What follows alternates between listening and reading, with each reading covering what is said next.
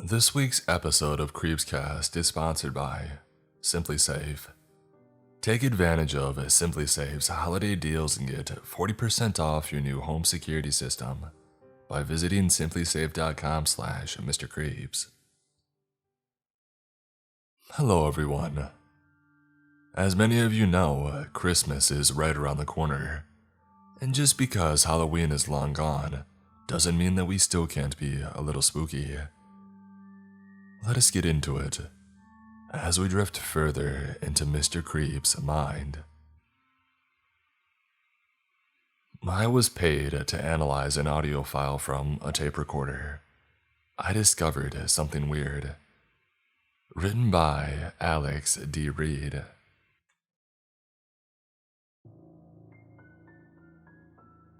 Transcription number 457. Beat up recorder. Transcriber's notes. Hey, so I don't know whose account this is, but if you want me to post what I found, I don't give a crap. Some guy in a suit paid me to analyze these sound waves on some beat up recorder. Turns out the waveforms are roughly correlated to binary and therefore into language. A week later, I translated the whole thing. Really weird. Grammar's mine. The guy in the suit never showed up with my money. So yeah, I'll just post it here. Maybe others can get something from it. Transcription begins. We heard him from the moment he stepped out of his door and into his truck.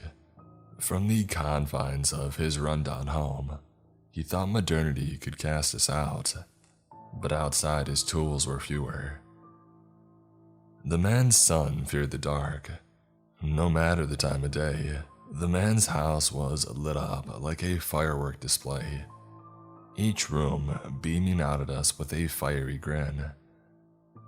Other houses would succumb and find us eventually, but not the man's house. The man worked nights and left his son swamped in the rays. The greatest pleasure is in the conquering of the greatest prey. We had followed the man as he drove around the city for years now. He would set out after midnight and search for a cell tower in need of repair. Throughout the night, he would climb the tower with a headlamp atop his head, make the necessary repairs under the soft glow of safety lights, and then descend to the terrible gaze of his truck's headlights. There was a tremendous sense of guilt in the man for leaving his son at home by himself. He brought a tape recorder with him and chatted into it to make objects of comfort for his son. Usually it was inane. Truly, it was a diary of sorts, one that his son could play at night if he ever missed his father. Perhaps, we wondered, the man salves his guilt by keeping the lights on and by recording the tapes. It is more for his benefit than his son's. After all, the man only leaves the lights on in his son's room and lets the rest of his home succumb. But night after night, we watched a house without a single darkened room. There is no reason he should talk into the tapes, yet that never stops him. As the nights grew darker, our desperation to snatch a greater prey grew greater than our instinct to hide. We were never sure whether it was the son of the father that we desired most. Perhaps it was neither, but what their bond represented. They had wound their clocks back in the dusk, stole hours of the day from them. Soon, the lights in the house flickered on in the late afternoon instead of the evening. The boy came back from school and refused to leave the house, even when the burning brightness of the streetlights smothered the tarmac road in sickly amber. The boy was wise enough to know that the lights were merely a bandage on a terminal wound. As the solstice approached, the man was taking more jobs. We heard him explain to his son that the best time to do his work was when everyone else was asleep. The son was never persuaded, and the father was never persuaded to stay. On a cold night, the man stepped out of his glowing home and into his truck with his tools. He must have found another job to do. We followed as he extricated himself from the city, down the arterial highways and into a smaller set of capillary roads until he arrived at a small town upon a verdant hill, a single cell tower towering over the low homes. Our hands reached out to him, eager to conquer what we knew we could, but our mind told us to hold. It was much quieter than the city, which meant our meals might be best prepared, but it was always better to be prudent when hungry. The man parked his truck beside the singular cell tower, attached his tools to his belt, hooked himself up to the tower with a series of harnesses and ropes, slung the tape recorder around his neck, hit the record button, and began climbing. He talked of the tower being a routine checkup, an easy and quick job if anything. He talked to his son through the recorder like he was there with him. His delivery was convincing. Often we would check the glowing home and confirm that his son was still in bed, bathed in light, and not climbing alongside the man. The man apologized for snapping at his son for getting a question wrong on the math homework. Then the man talked about when they might go see Mom again. The man climbed up the tower carefully, making new anchor points on the steel so that if he were to fall, he should be safe. By the time that he was halfway up the light, it looked rather weak from the base where we watched. Invariably, his conversation would turn to the issue of his son's fear of the dark. He would attempt to persuade his son that there was nothing to fear in every way he could. Often, he would come back to showing how what he was doing proved there was nothing to fear in the dark, that even in the dark he could help people. When he looked down from the top of the tower, the sea of dark beneath could be scary, but he knew that every time he descended to the bottom again, it would just be the ground that he had remembered from before. It was the arrogance that our hands hated the most. Our mind whispered comforts to our belly, and our feet dragged us closer. He reached the top of the tower, pried open the control box, and began tinkering with the electrics. Nearby, the hum of the pulses that rippled through us from every home and phone died for a brief few seconds. This was a man who had the power to silence the world but reactivate it moments later. The anger took hold of the hands. Our minds shouted no, but our hands reached out faster than we could think them back.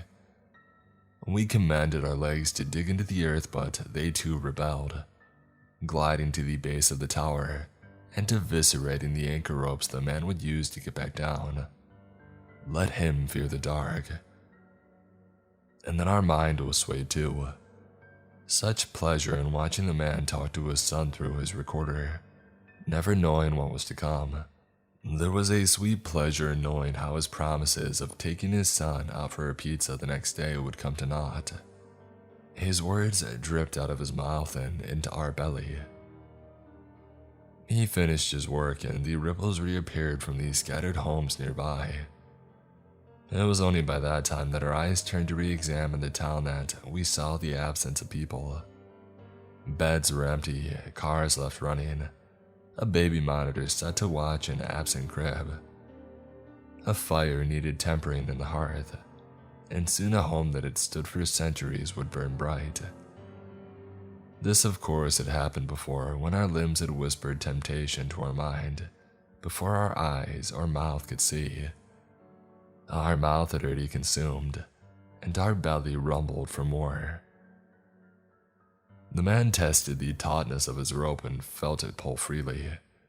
His face barely moved, but he started hauling his anchor rope up with widening eyes. Strange how surprised he seemed when the bottom was ripped apart like it was put through a shredder. We were the praised companion all their lives, yet still they're confused when we make ourselves known. Now the gears turned in his own head.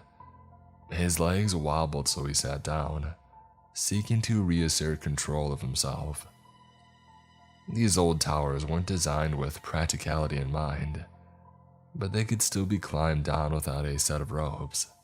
It just wouldn't be safe. He had stopped the recording and then resumed it. He spoke of inane things, as if something hadn't went wrong. Even when temporally displaced, the man felt he still had to soothe his son. Even when he examined the end of the rope, he talked about visiting Mom at the weekend. Even when he looked into the surrounding town and spotted the car in the middle of an intersection abandoned, and windows splattered with blood, he talked about what they would have for dinner the next night. He stopped the recording again and looked out, eyes betraying little. Finally, he clenched his fists and peered down from his stoop.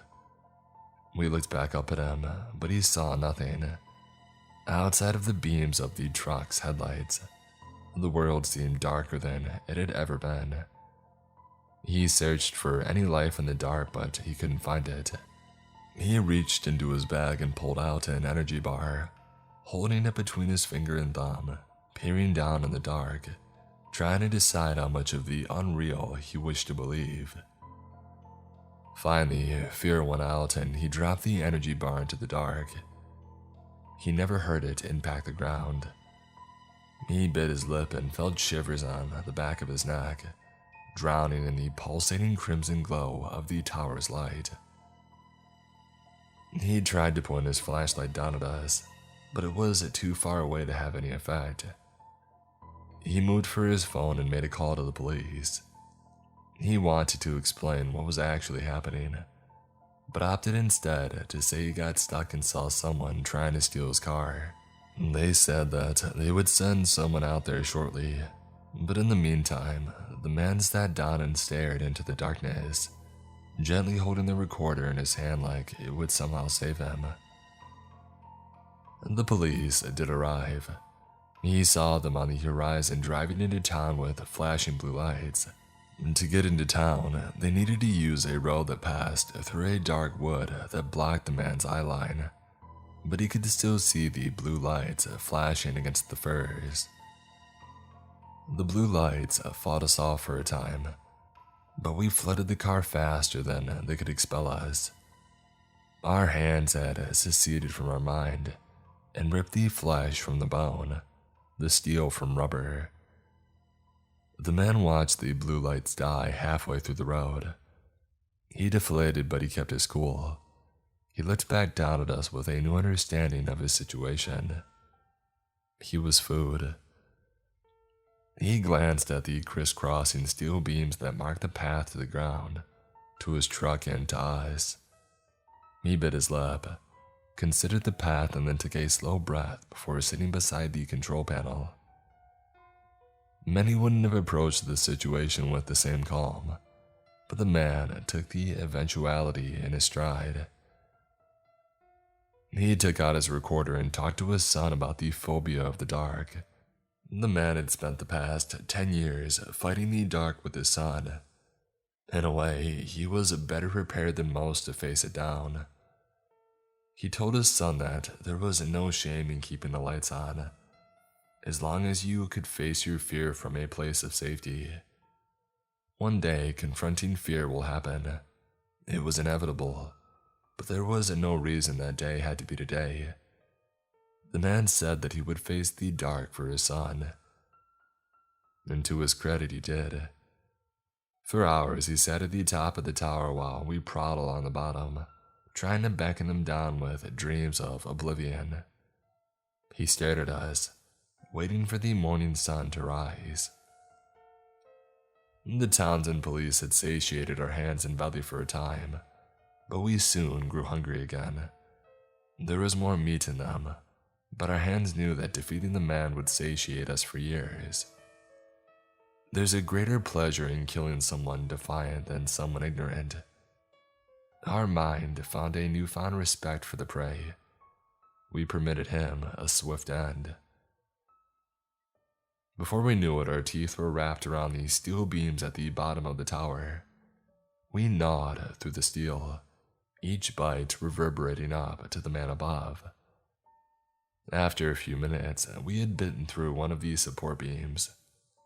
The tower groaned as its weight lurched to the side, and we looked up at the man who clutched onto his recorder, still staring, still thinking. His defiance only motivated us further. Soon our minds succumbed to the hunger to when the hands were directed to the most essential support beams. Within minutes, the tower screeched and groaned as it verged on collapse. Wires snapped and sparked as they grew taut and blasted apart. The man held on to a steel beam for grim death. Our claws and hands eviscerated the final support beam, and the tower screamed a death cry as it leaned towards the town. The man was ready. In a final moment of will, the man gripped the recorder and threw it as hard as he could towards his truck. As the truck fell, the recorder arced across the starry sky, landing in the harsh headlight beams of the truck. The tower crashed into a house, and we tore the man limb from limb, drunk on the blood, and as the morning sun rose, we... Transcriber's notes. And it ends there. After a bit of Googling, I found a news story from the early 2000s that lines up with this story. I'll probably keep the lights on tonight. I would like to take a minute to talk about this week's Creepscast sponsor, Simply Safe. If you have ever wanted to make your home feel safer, there is no better time than now. This week, our friends at Simply Safe are giving Creepscast listeners early access to all of their holiday deals. 40% off their award-winning home security. I love Simply Safe because it has everything you need to make your home safe. Indoor and outdoor cameras, comprehensive sensors, all monitored around the clock by trained professionals who send help the instant that you need it. My favorite thing about Simply Safe is the peace of mind it has afforded me. Being a horror narrator, it's inevitable that sometimes I'll read an extra spicy story that even gets my jimmies a little rustled. Well, thankfully, my Simply Safe security system puts my mind at ease knowing that my entire property is totally covered, safe, and secure. Know that if you get a Simply Safe system, you're getting the best.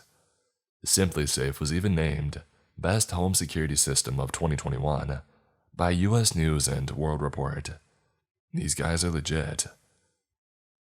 Take advantage of Simply Safe's holiday deals and get 40% off your new home security system by visiting simplysafe.com/MrCreeps. Again, that's simplysafe.com/MrCreeps for 40% off your entire system. The pub that I work at is haunted. What's lurking in the basement is pure horror. Written by Call Me Star.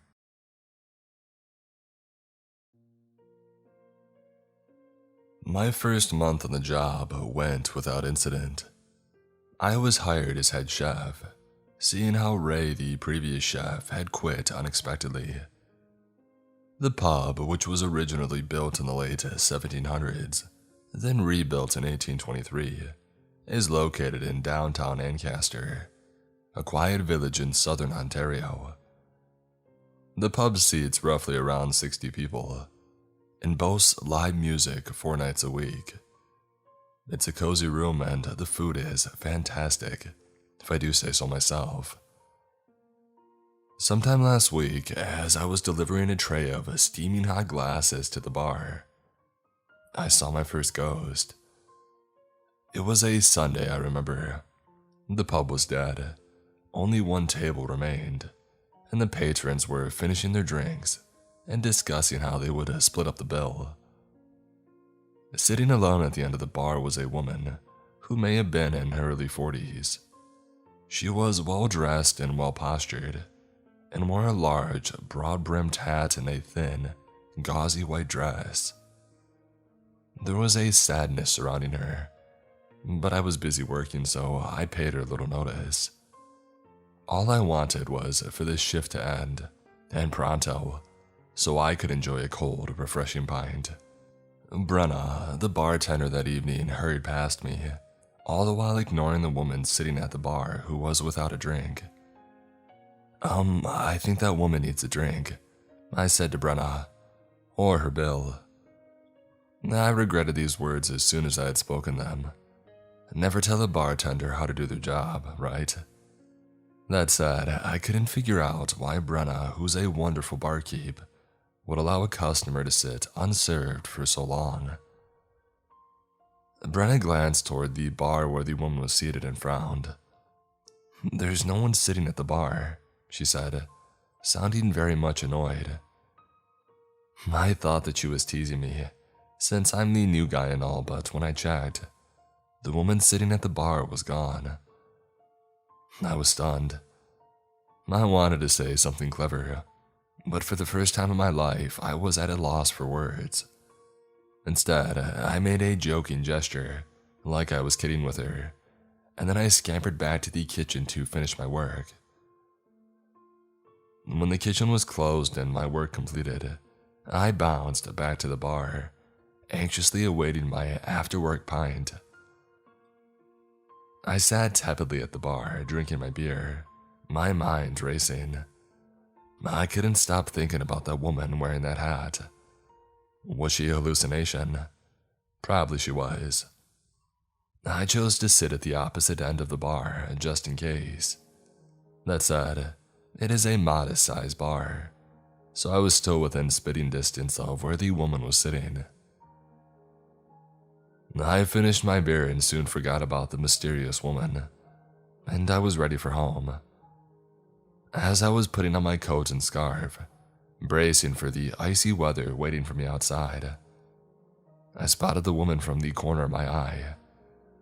"Gotcha," I snapped, looking across the bar to where she was sitting. Only when I checked, she had vanished. I rubbed my eyes and shook my head. I must be losing it, I thought to myself, unhappily. Maybe it was stress. Warily, I left for home. I couldn't get the woman sitting at the bar out of my head. Was she real, or was my mind playing tricks on me? Maybe this was all some elaborate prank the other staff members were playing on me. It could be, but that was highly unlikely. Maybe I really was losing it. I mean, with all the restrictions and distractions concerning the restaurant industry these days, I would be right to lose my marbles. When I returned to work a couple of nights later, I felt better. It was trivia night, which meant that the pub would be packed, and it was. Work was beyond strenuous. The kitchen, which was hot enough to scald a loon, looked more like a war zone than a place to prepare food. Sometime after 8 o'clock, when it had died down a bit, I took my dinner break. I sat at the edge of the bar and ate my burger in silence. I was famished. As I was dipping my french fries into a giant glob of ketchup, lost in my thoughts, I spotted the woman sitting at the bar. Beside her was a group of large men, who were drinking and roaring and having a good time. This woman, on the other hand, remained eerily quiet. It was like she wanted to go unnoticed. As Brenna whizzed past me, I motioned to the woman sitting at the bar, and Brenna shot me a stern look. "What now?" she snapped. It was obvious she didn't like me, maybe because I was filthy and I smelled like fish bait. "You're pointing to the only spot that no one's sitting in. You do know this, right?" "Huh?" When I peeked past the men drinking at the bar, the mysterious woman was gone. I gasped. Brenna, on the other hand, muttered some choice words under her breath, and then sauntered off to serve some drinks. I was too frightened to even so much as glance across the bar to where, up until a moment ago, the woman wearing the hat was seated. But if she wasn't really sitting there, then how come her bar stool remained vacant? This was peculiar, because the pub was jam-packed. Every table and chair were filled except for hers. It was as if some unknown force was preventing people from sitting there. This made zero sense. I was coming unhinged. Nothing made sense to me at that moment. As I was heading back to the kitchen, I felt a pair of eyes following me. I knew who it was. It was the woman sitting at the bar. When I glanced over my shoulder, sure enough, she was back sitting at the bar. When I took a step toward her, however, she had disappeared again. Poof, just like that, and she was gone. I resisted the urge to scream. Instead, I scooted back to the kitchen, where I belonged. As impassively as possible, I asked Dave, the line cook who was working with me that night, about the haunted history of the pub. I had heard rumors of such, but chalked them up to folklore.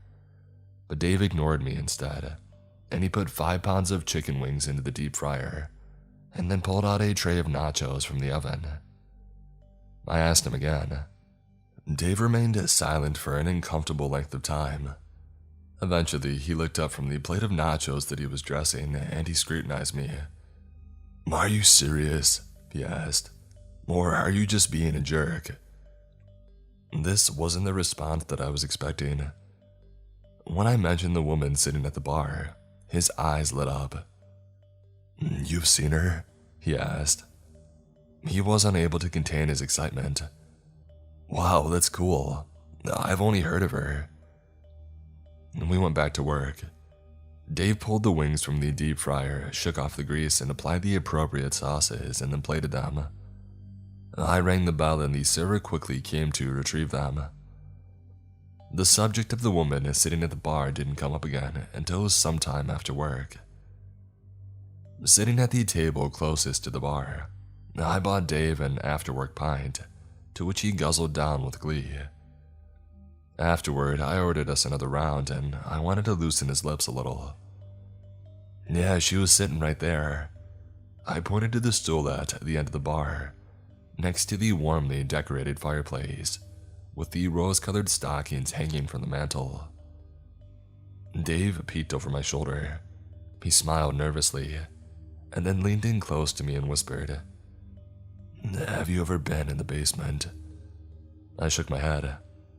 The basement was where we store kegs and random cleaning supplies, but mostly it's where junk goes to die. Soon, the next round of drinks arrived and we cheered. Dave took a generous gulp, wiped his mouth on the sleeve of his Metallica shirt, and then looked me dead in the eyes. "The pub is definitely haunted," he said, just above a whisper. "It has been for as long as anyone can remember. Personally, I haven't seen any ghosts, but Ray had told me some stories. Creepy stories which include this lady you're describing. Ray hated this place, especially the basement. Probably why he quit." Dave paused to drink. "Do you know the history of this pub? This town, in fact?" I didn't. "The town of Ancaster is old. Well, old for this part of the world. Across the street is where they kept the gallows. That's where they would try war criminals, traitors, and your run-of-the-mill ruffians. They did a lot of men during the War of 1812, and they were ruthless about it too. Did you know that the bloodiest sentence ever handed down to this day happened here? They convicted 15 men, all of whom were charged for treason. And it gets better. These same prisoners resided right here in this very building, waiting for those nasty nooses to snap their necks like twigs. The most dangerous men were detained in the basement, where they were taken care of and tormented and God knows what else. I've been down there and it's creepy as heck. The floor is gray dirt and the walls are dark and dingy. Plus it smells all musty and old. I hate going down there." Dave's words filled me with dread. More beer was required, I realized, so I ordered us another round. We sat in silence, waiting for the beer to arrive. I was trying to wrap my mind around what Dave had just told me. I honestly knew nothing about this town's twisted past. It was around this time that I spotted the woman sitting at the end of the bar, only now she was facing me. My stomach filled with butterflies. Fear was creeping into my body like an unwanted guest. The beer arrived. We drank and then Dave continued where he had left off, and I did my best to ignore the apparition staring at me. There must be a record somewhere that shows the total number of prisoners executed here, Dave said in between sips of beer. Whatever it is, I'm sure it's a heck of a lot. Maybe that's why this place is haunted. I pondered all of this for a moment. Up until a few days ago, the idea of ghosts being real seemed ludicrous. I've made fun of people for believing such hogwash, and now look at me. I'm discussing the ghosts of dead prisoners while being surveyed by a woman sitting at the bar that apparently only I can see. I stole another glance over my shoulder. The woman was indeed watching me. Dave looked at me curiously. She's back, isn't she? He asked. I nodded. It took all my energy not to completely freak out.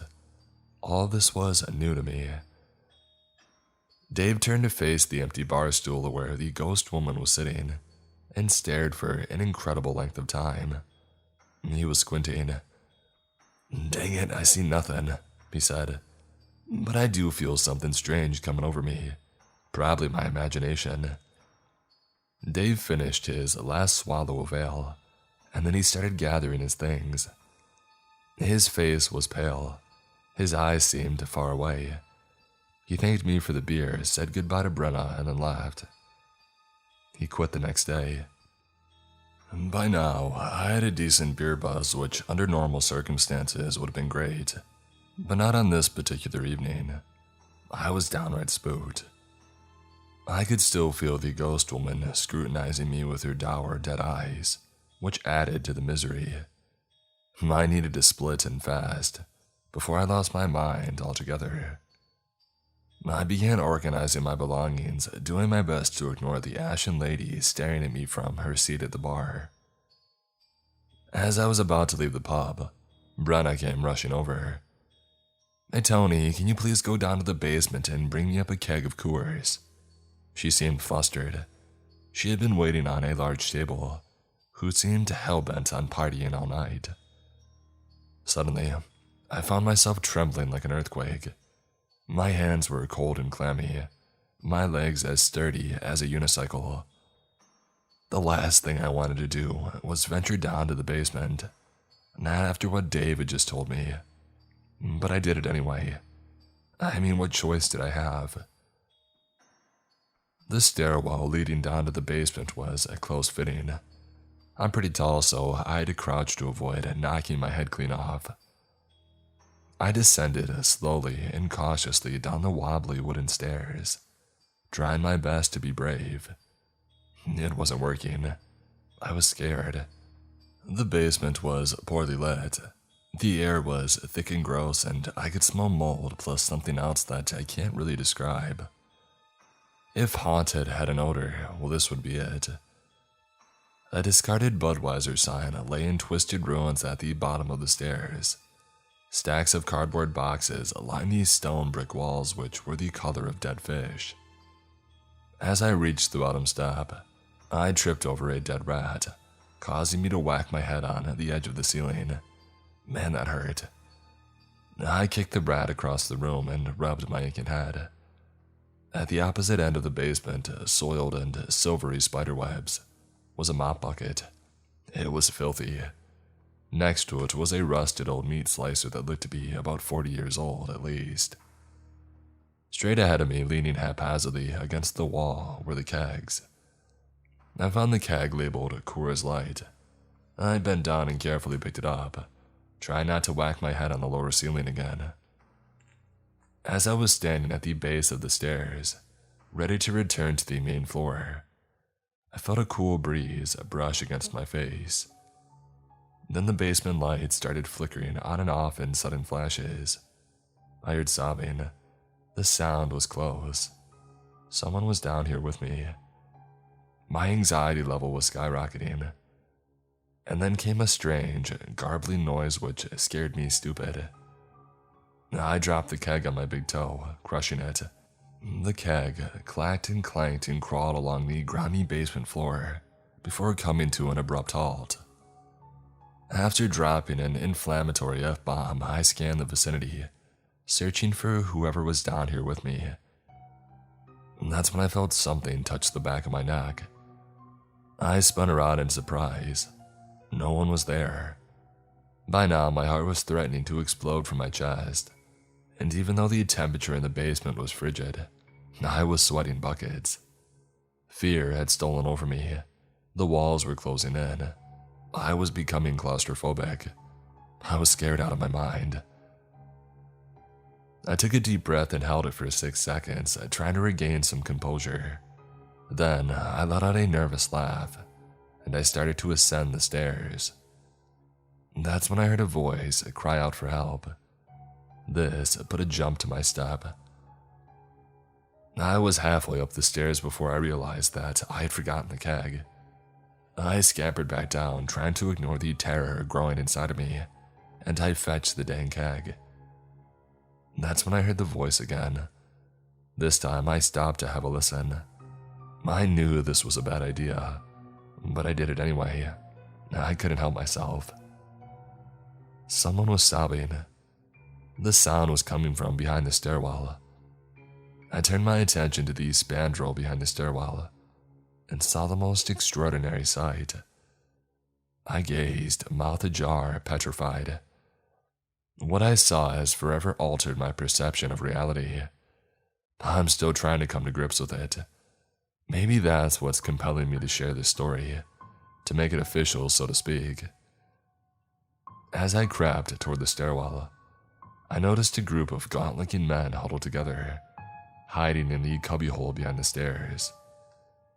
They were chained to the wall, clad in wretched rags, which matched their filthy, malnourished faces. I knew they weren't real because they were shimmering like a mirage in the desert, yet there they were right in front of me. The sight of these men broke my heart. I don't care what these men did, but this was simply inhumane. I squinted, hoping to get a better look at them. The men were neck to neck, grunting and groaning. One man was weeping profusely, his head buried in his hands. And then I heard bullwhips cracking, followed by a chorus of screams. I let out a pathetic whimper, and when I did, the men dissolved into thin air. By now, I was feeling sick to my stomach. I rushed to the bottom of the stairs and looked up at the speck of light peeking from behind the entrance. Sluggishly, I began my journey back up the slender stairwell. I heard the bullwhips cracking again, followed by the grief-stricken pleas for mercy, and I almost jumped out of my skin. This was getting ridiculous. I needed to leave this basement as quickly as possible. So, with the keg snug in my arms, I scooted upstairs and slammed the basement door shut once and for all. The urge to break down and cry was tremendous. I had never been so scared in my life. When I delivered the keg to Brenna, she looked at me peculiarly. "Geez, you look like you've seen a ghost," she said.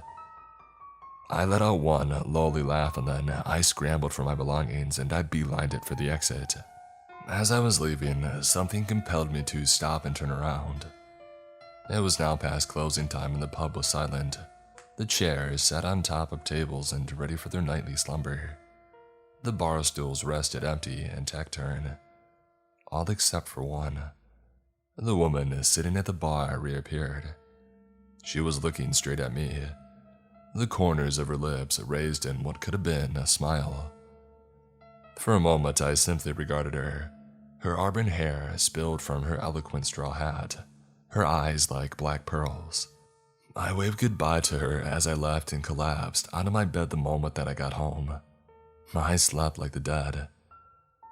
The following morning, I sent this email to Rachel, the owner of the Coach and Lantern. "Dear Rachel, although my time at the Coach and Lantern has been short-lived, it's been both enjoyable and educational. We run a fine pub. That said, I hereby give you my 2-week notice. Although I am grateful for the opportunity that you provided me, I feel like it's time for a career change. I want to write horror stories. Yes, it's time I write about ghosts and haunted houses and evil spirits and such. Sounds like fun, right? One last thing. I won't be venturing into the basement again. Ever.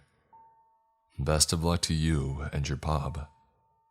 Tony Starr.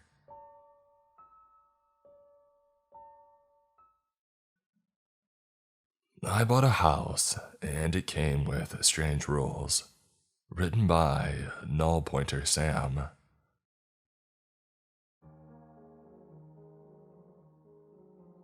Hi, my name is Samuel, but Sam is fine. I've been working for the last couple of months as a web developer, and recently I had gotten a raise. This would allow me to move on from my parents' house, in which this situation was just unbearable.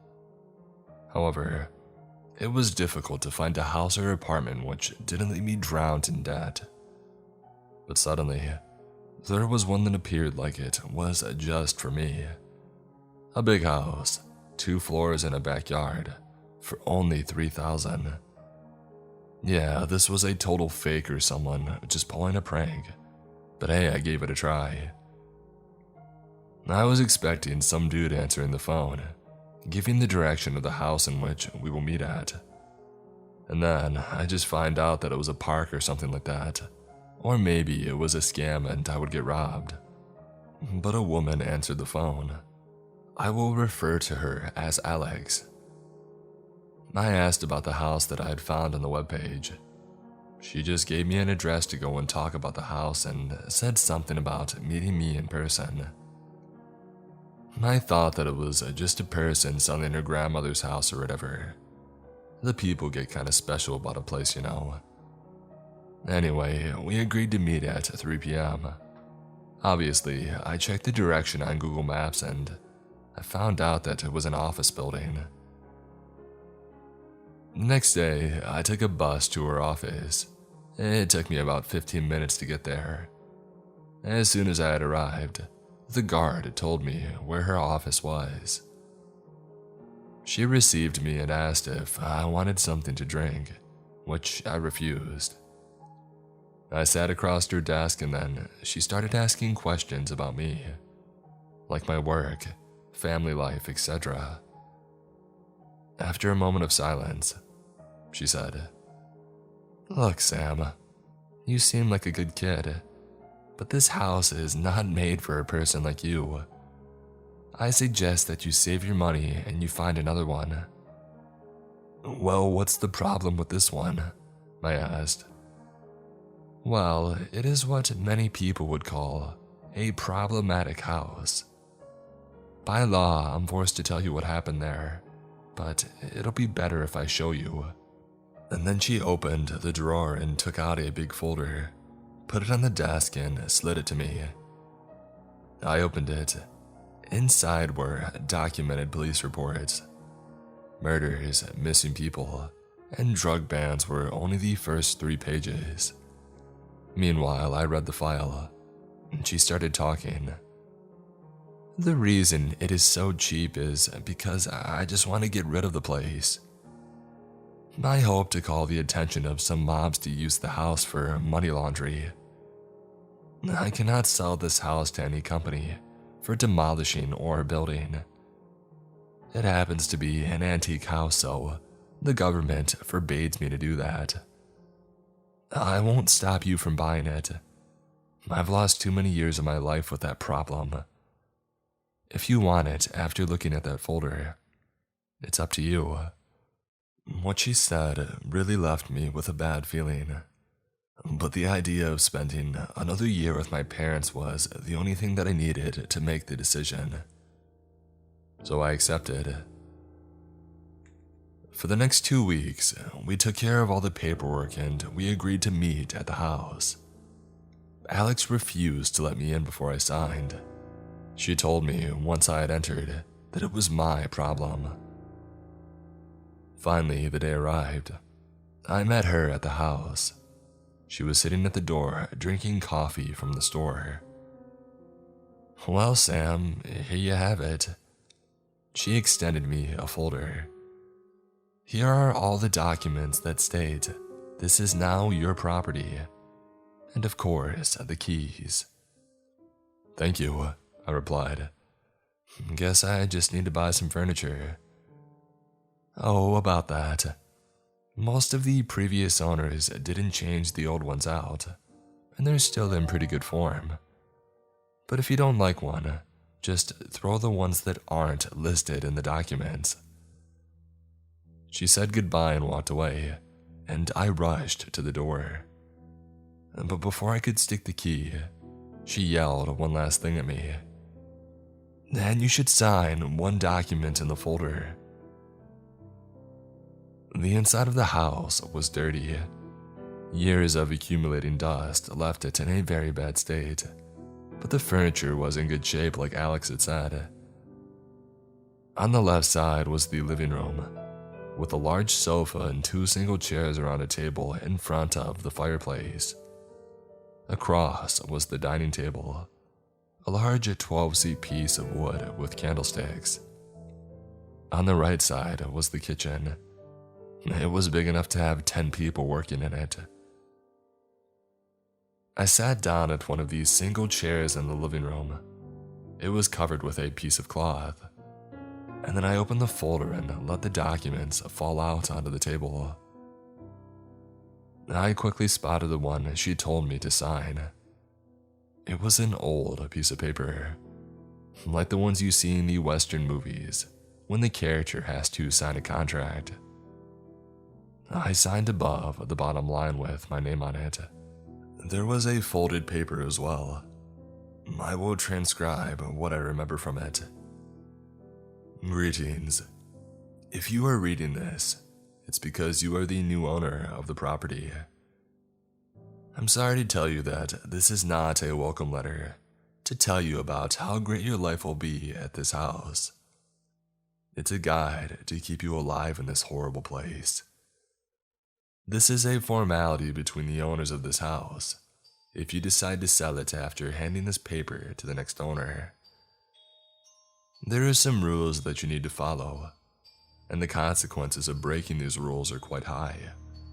But I assure you that if you follow them, there is nothing to worry about. Let's get right to it. Rule number 1.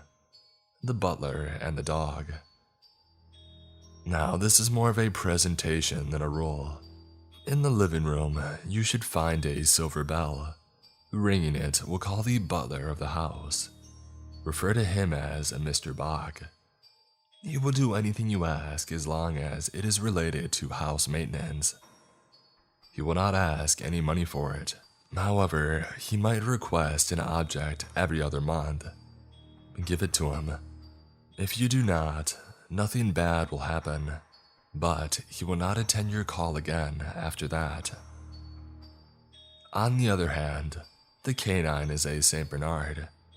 You may give it any name that you want. Whisper and he will come to you. It is important to know that these two entities do not go along, and if I got to choose, I would go for the canine. Rule number 2. The guests. There is a chance that unexpected guests come to the house. You can open the door and talk to them. However, it is forbidden to bring them into the house. Just let pass the ones you would expected to visit. If you break this rule, go out of the house and never return. Now it is under their power. Sometimes you might find them already inside of the house. You can also engage in conversation with them. If you want to end the talk, or if they stare at you without blinking for more than a minute, call Mr. Bach and tell him that the guest may leave the house. Let him handle it and do not look. It can be gross. Rule number 3. The stairs. It takes 12 steps to get to the second floor. Keep that number in mind. If you count 14, keep going normally until 20, and the 21st will be the second floor. However, if you do not reach it at that one, run. We have not to know the first person who can tell us what happens if that catches you. It devours them. After 50 steps, you will find the second floor. Keep running through the hall and do not enter or look into the rooms. Jump at the end through the window. Rule number 4. The bathroom. It is in the front of the main bedroom on the second floor. The one on the first floor is safe. Knock on the door every time you want to enter the room. If a lady named Madeline answers, wait 5 minutes and then enter normally. But if any male voice answers, call Mr. Bach. If no one answers, you may enter. Check the water in the sink. If the color is normal, do what you need. If red, break the mirror and open a little cut in your hand, and then put it under the stream until it is normal again.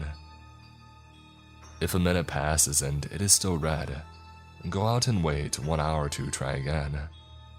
If green, fill up the bathtub, immerse yourself completely, and wait until it empties. Then you might proceed.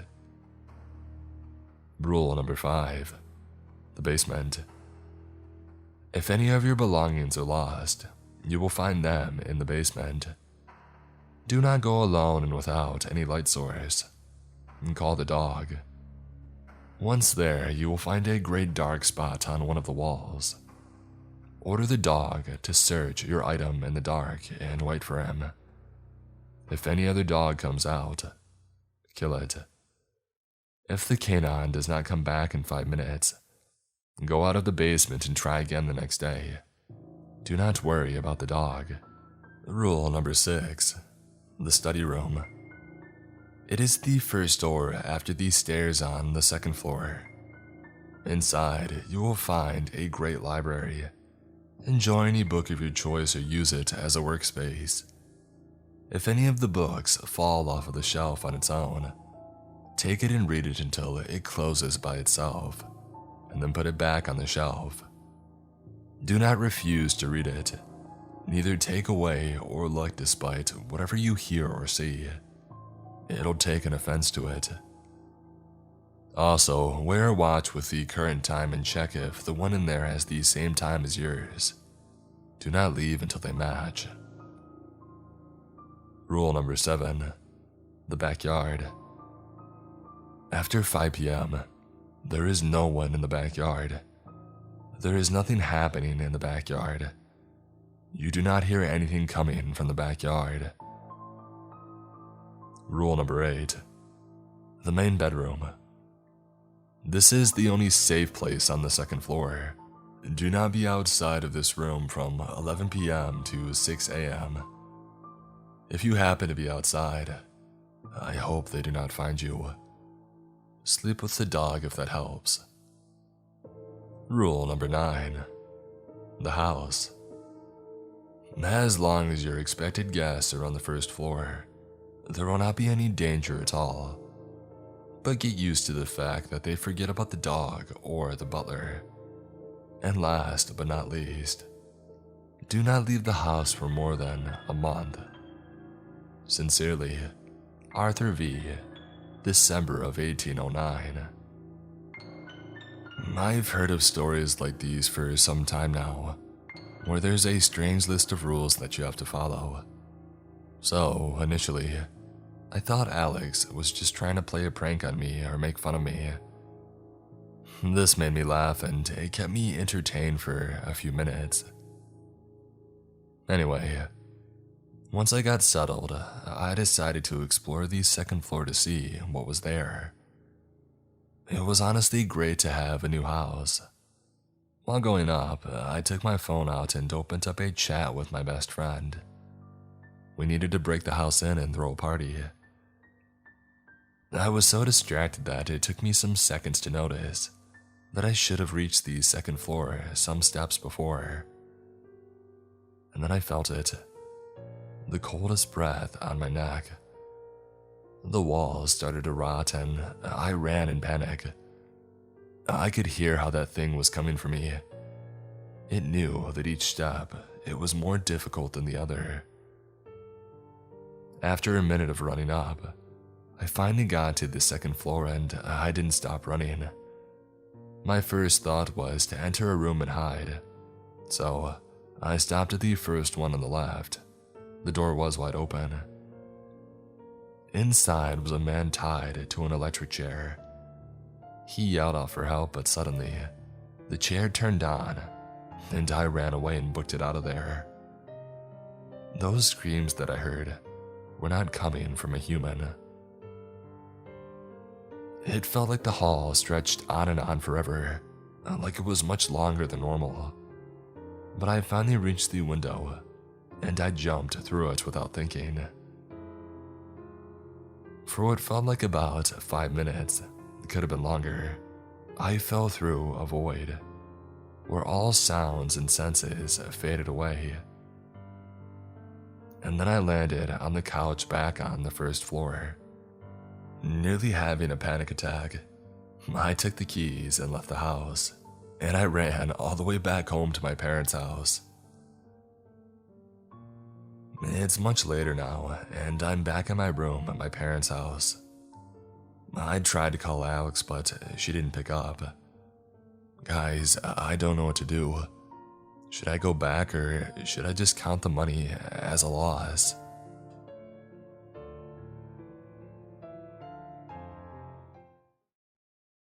"10 years ago, I found an old videotape in my attic. The content in it disturbed me forever. Written by Kaz, the Murphy fan. So, this all happened when I was 16, so nearly 10 years ago at this point. It's funny how fast time goes by because I don't think I've been the same person since. You see, my entire childhood, my entire family considered me outgoing, charismatic, and rambunctious. They stopped using that last word quite a bit once I had entered through the gates of my teen years. Now, in present time, in my own words, I'm broken. My whole life that was once ahead of me, vanquished, left in the dust, all because of one night. One night. It's ironic how much I loved the concept of the internet in my early teenage years. The fact that you could talk to random people that you didn't even need to see in person about whatever you loved. It was incredible. And now I just look at it as a wasteful, disgusting piece of junk. Not able to look at it the same after the same night that I will be getting into in a moment for a reason I still don't know. And it was just random. And now I have rented a busted up laptop just to write out the experience that single-handedly ruined my entire view on life and ruined my mind. Turned it into a manifestation of death, grief, pain, violence, anger. Psychopathic. I'm rambling on. I've always had that issue. Nothing can really fix it. I'm assuming anyone bothering to read this is probably going to click off it because right now I just seem like a crazy old guy that got a hold of a computer and is typing some BS into a little box that says text optional. And even though when really I'm only in my late 20s, it already seems like BS, huh? I promise you that I'm not making this up. It is not a joke. No one has believed me before, and whenever I told them, they tried taking me to a therapist. All strangers, albeit. I haven't told anyone forever, which I may need one because the attic of my childhood home is a place that I never want to remember ever again. I need to jog through my memory a bit here because everything seems so foggy. It's still a blur, as if it happened only 5 minutes ago. But there's not much to really need a lot of brain power to remember. I'm an only child, and I lived in a quiet, suburban neighborhood, full of delightfulness, energy, and a lot of land. I didn't know any of my neighbors closely, but they seemed nice enough. It's not important to the story, though. Going back to my childhood, as I sit on this air mattress in this crappy rundown hotel, to be honest, it's really great. I had a lot of stuff, whether it was toys, technology, stuff like that. Lots and lots of friends too, even a girlfriend. At that time, life quite literally couldn't have been any better than it already was. It was a Saturday night, the weekend, so I got to stay up late. You all know how that is. I was in my room playing my 360 while my parents were asleep, drinking energy drinks since I was planning on pulling an all-nighter. I was succeeding since, if I can remember correctly, it was already midnight already. It was the first Halo, since I wanted to go back to it, and I died for the first time in the hour that I started playing it. Getting frustrated, but also proud of the progress that I had made so far. When I thought of the attic that was right down the hall of my house, I knew that I had never gone up there, because my parents always said that it was full of boxes and they didn't want me going up there. The whole thing they said about it just being boxes kept floating in my head, repeating itself as if my mind had just started disobeying me, even when I thought on my head for those exact words to stop. I decided that I would just take a tiny peek just to see what it looked like. I kept my Xbox running for background noise so my parents wouldn't hear the creaking of the attic stairs and the attic itself. I snuck out of my room, checked to see if my parents were asleep, and to my luck they were. They were passed out and not looking like they would wake up anytime soon. Perfect, I thought, doing a little celebration. Before I cut it out when I realized how dumb I looked. I closed the door a tad and tiptoed to where the attic door was. It was just in the middle of the bedroom hallway, not hard to find at all. I realized how loud it would be for me to open the attic door and have the ladder come swinging down.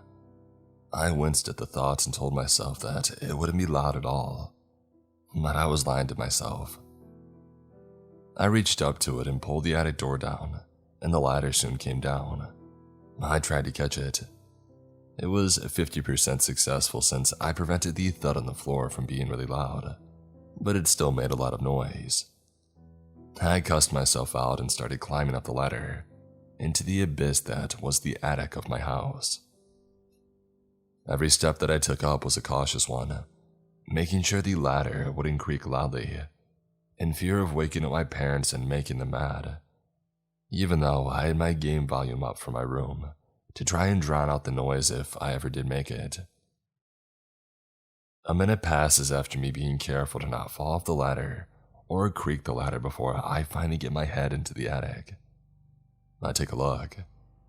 There were no boxes in sight. In fact, literally nothing was in sight. I start thinking, why did my parents lie about there being boxes up here when the attic was empty?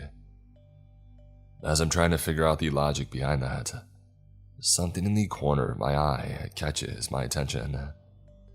I look and see a small old TV set up in the corner of the attic, with a tiny chair and a videotape just sitting idly in front of it. I was in awe that there was actually something up here, and that it was so random. I started climbing to get myself fully into the attic. Once I do, I start blowing the cobwebs and the dust out of my face. It's clear that there hasn't been anyone up here in ages. Even the old TV, the chair, and the videotape were dusty. The attic was pretty large, so the distance from the TV and the attic door was pretty significant. Once I made it to the little TV setup, I looked back one last time at the attic door. My parents weren't up. Perfect. I picked up the videotape and proceeded to blow and wipe the dust off of it. I read the title, Jonathan and Cassie. Those were my parents' names. I quietly sighed, realizing that it was probably just a wedding video. I was still curious and bored though, so I figured out how to open up the VCR. And once I did, I celebrated a bit since I figured out how to work in old things such as this TV, and slowly inserted the videotape. The VCR started closing and pulling the videotape back like a monster eating its victim, not allowing the victim to see the light before it vanishes. Cool, I thought. The TV quickly turned onto a loud static. I winced and gritted my teeth and quickly found the volume button and turned it all the way down. I looked back at the attic door to see if I saw my parents moving from downstairs, but they still weren't up. I breathed a sigh of relief, letting my heart rate drop since my heart started beating quicker than the speed of light, when the static started blasting through the speakers. The TV kept on a static for a while, and I started losing hope that anything was even going to play, before finally the video started, the TV coming to life. A reminder that you remember the year the first photo was and pay attention to when the next photos were taken. On the screen, it was a photo of my mom and dad from '95, seemingly after they had gotten married. They were on a couch from the same living room of my house. "Nice," I whisper. This was pretty cool, seeing old photos of my parents. They looked happy. They were smiling, extremely happy. In fact, young, wild, and free. After 30 seconds, the video had a sudden static, and then it cut to another photo. They were on the same couch, and the date at the bottom said it was a few months later. They were still smiling, they still looked happy, but they looked a bit more tired. The contrast from the first photo and the second photo was slightly darker, but still, nothing seemed off. I let myself relax as I tried to sit myself on the tiny chair that was also provided in the attic. I barely fit in it. Yet again, after 30 seconds, there was another sudden static and the photo changed. 6 months later, after I was born. My parents were on the same couch, my mom holding me as a baby in her arms. Their smiles were slightly withered. They looked more unhappy, more depressed, but it still wasn't too noticeable. The contrast was, yet again, slightly darker, and I saw that bags were forming under their eyes. This time, a static happened after 10 seconds, and the photo on the screen had changed. 1 month later. I wasn't in my mom's arms in this photo, not even in my dad's. Like all the other photos, they were on the same couch. This photo was strikingly different, and it was disturbing. My dad was marginally slumped on the couch, and I could tell that he was trying to smile, but it just wasn't there. The bags under his eyes were extremely dark now. My mom in this photo was crying.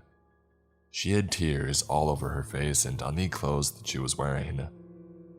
The bags under her eyes, just like my dad's, were extremely dark now. Her mouth was open like she was literally bawling. The photo was frightfully dark now.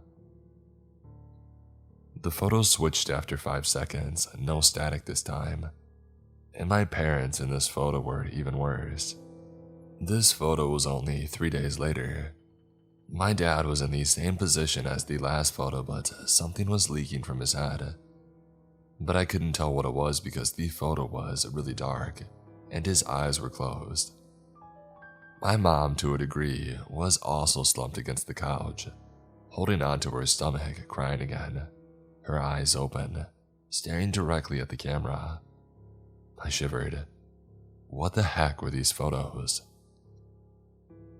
I awaited the next photo to suddenly come up, bracing myself for another disturbing picture to see.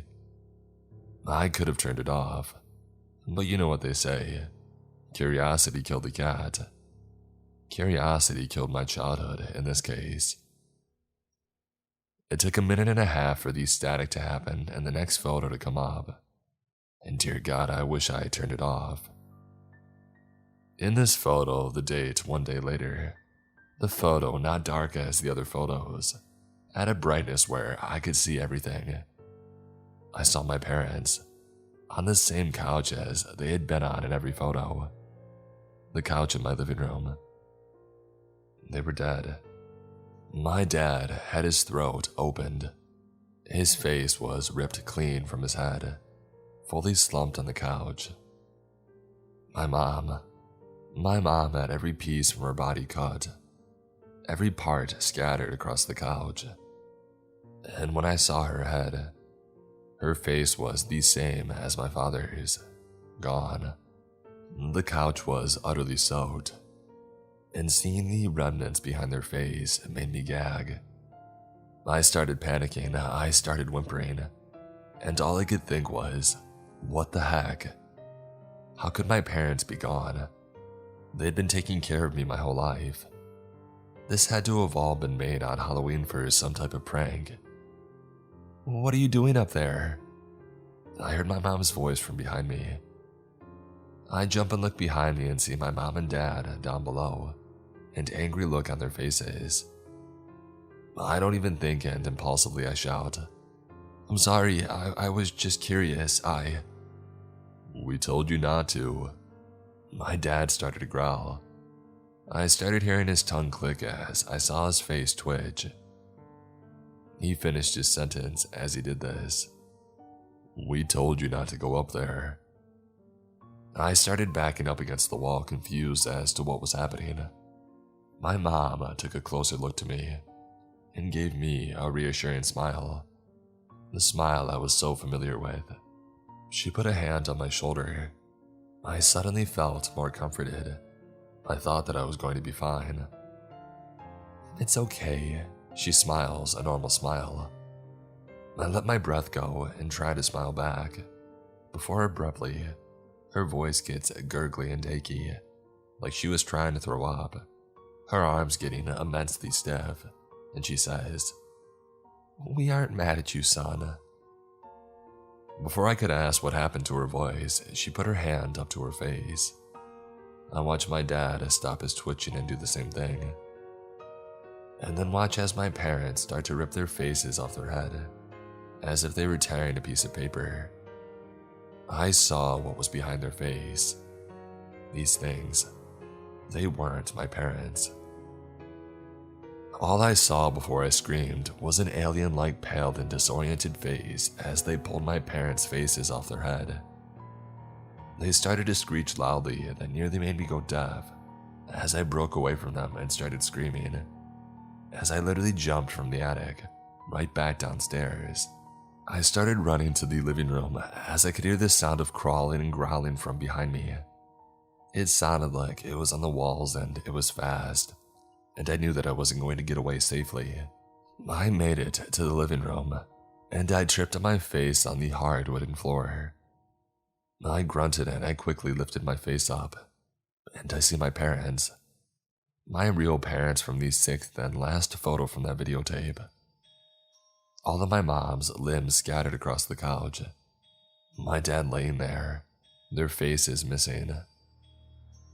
I gasp and look behind me and see those creatures, still in my parents' clothing, staring down at me. Their faces were so terrifying now that they got my parents' faces off, that I think I literally crapped myself again. "It's been real fun playing dress up as your parents." The thing pretending to be my dad gargled out, almost struggling to let those words out. They both then started twitching violently, making horrible throwing up like sounds before eventually shape-shifting out of my parents' body into their normal form. They were abnormally tall, their bones disoriented, large claws and super skinny. I was paralyzed with fear, unable to move. "Now you're next," the same one hisses. I see their sly smiles form across their hideous faces as I covered my face with my arms, closed my eyes and screamed, preparing for the same thing to happen to me, just like they did with my parents. I screamed for what seemed like forever, until I hear a knocking on the front door. It was one of my neighbors. They had come to save me.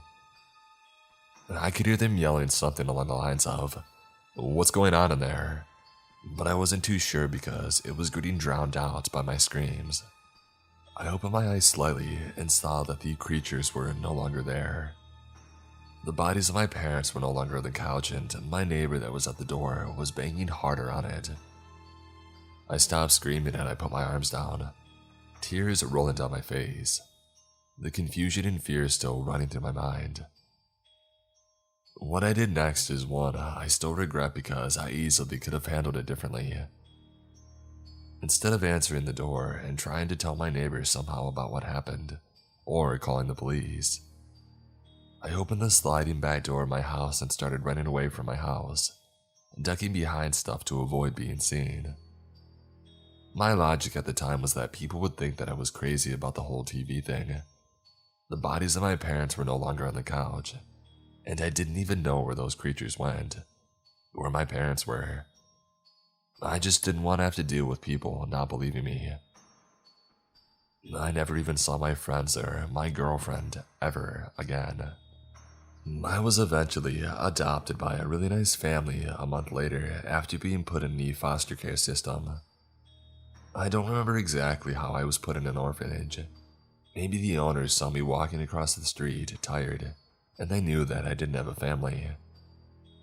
I'll message those interested in knowing the answer if I remember, if I don't break this laptop after posting.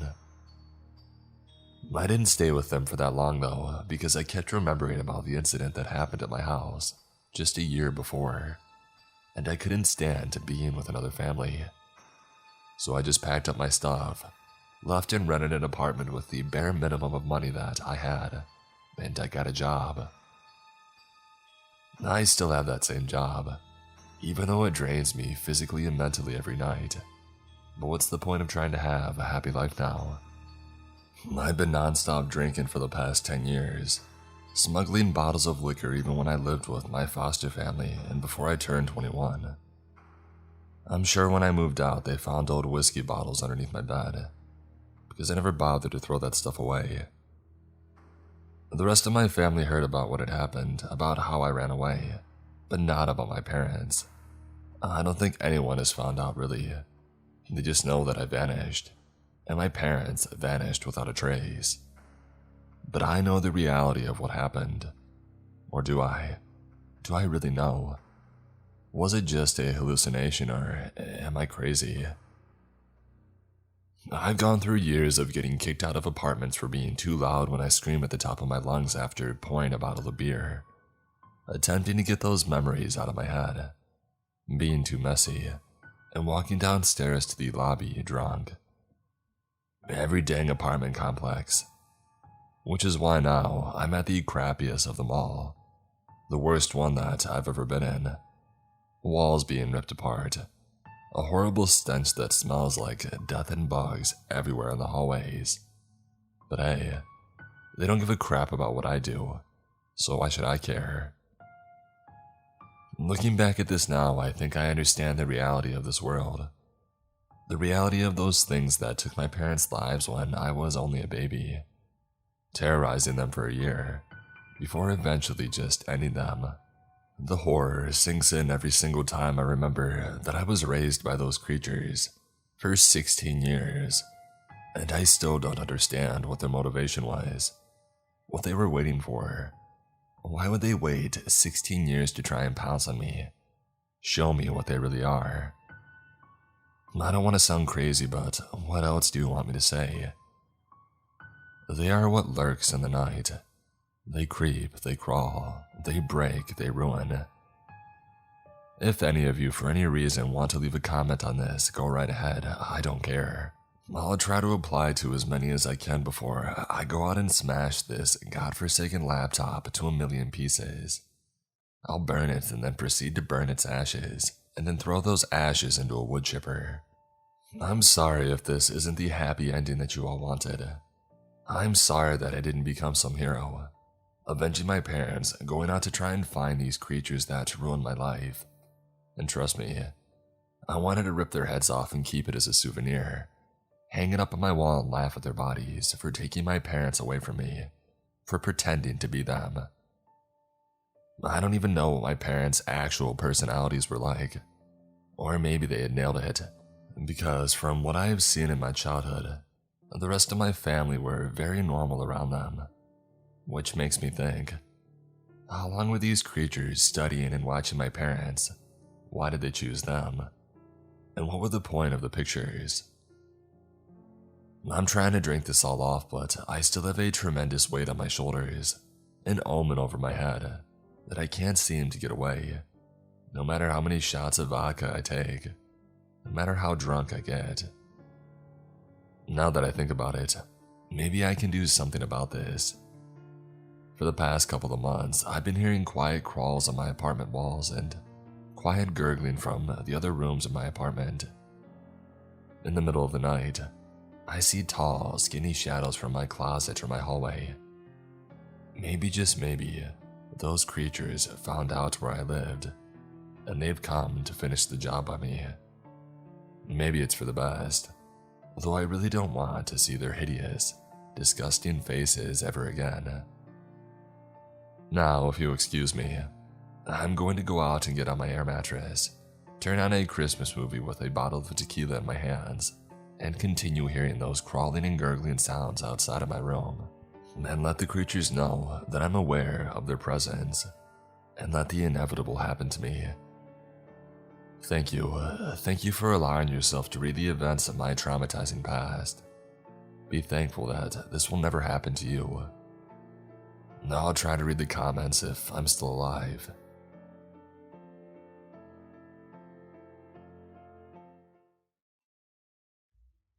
Have you ever heard of a Skinwalker?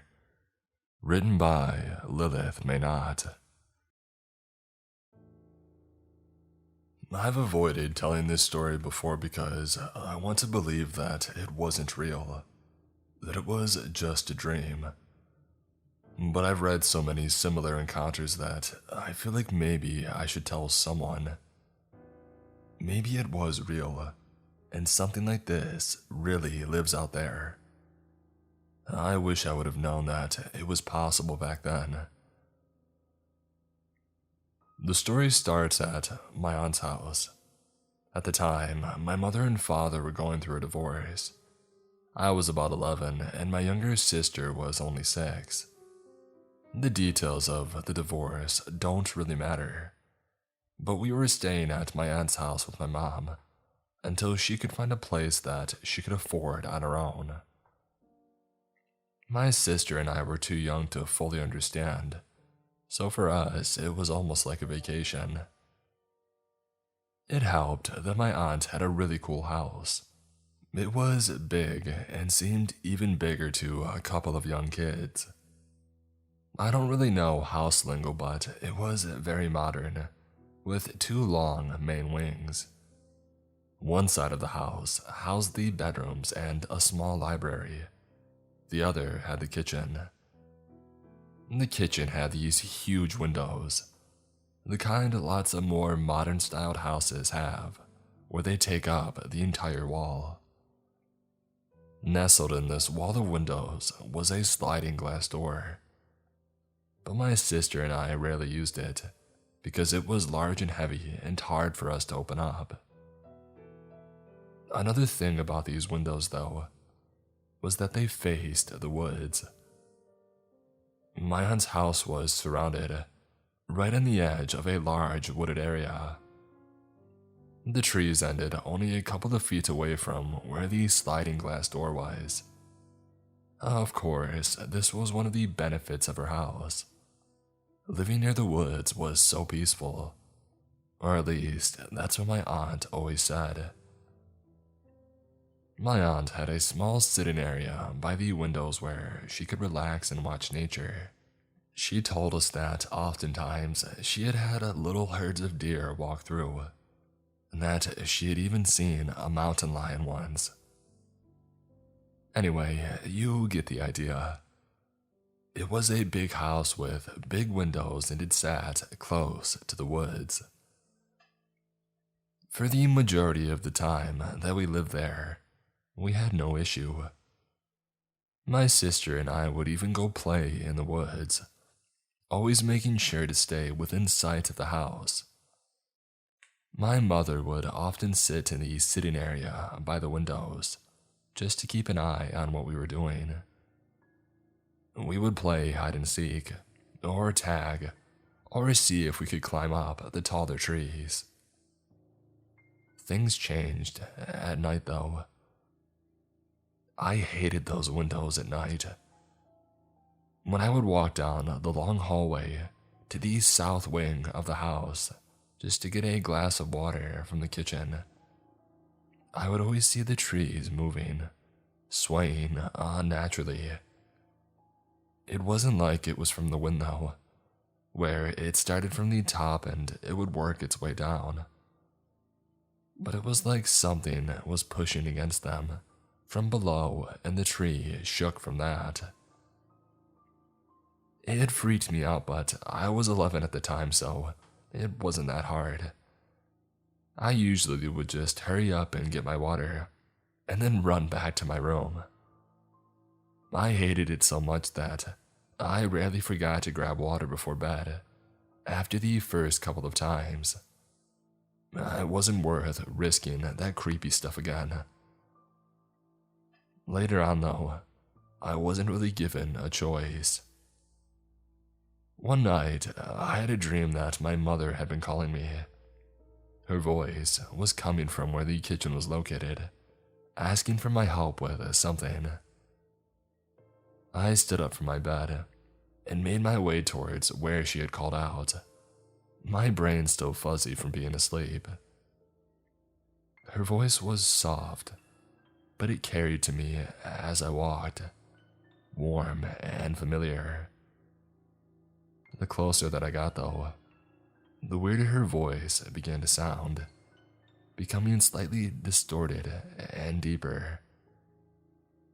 It was like a mix of my mother's voice with some animalistic cries that just got louder until I was shocked awake just before I stepped through the doorway into the kitchen. I quickly looked around, confused. My mom wasn't there, and the whole house was dark except for the moonlight that illuminated just enough of the room for me to know that it was empty. I shrugged it off as a sleepwalking dream, though I'd never had one before. So I turned around and I walked back to my room. A few nights passed before it happened again. This time, it was my father who had called for me. "Please," he called. "I need to talk to you. Come here."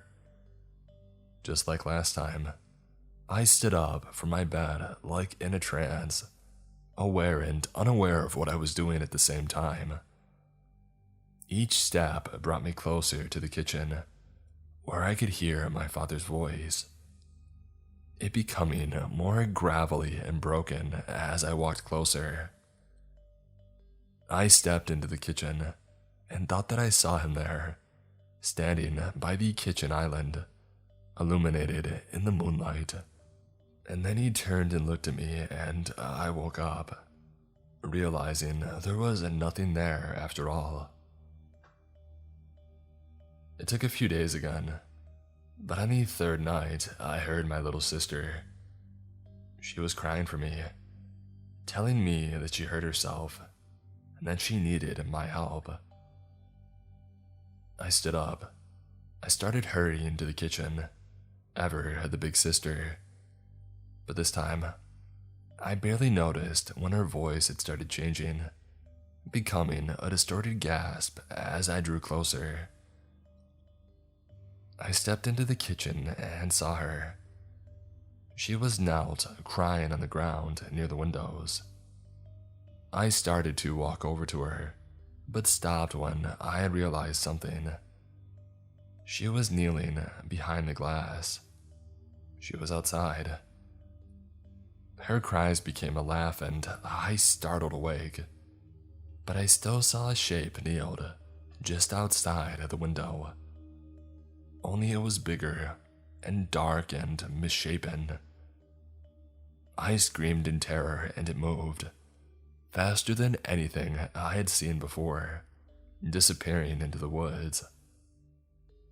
My mother came running from her room, turning on my lights and comforting me.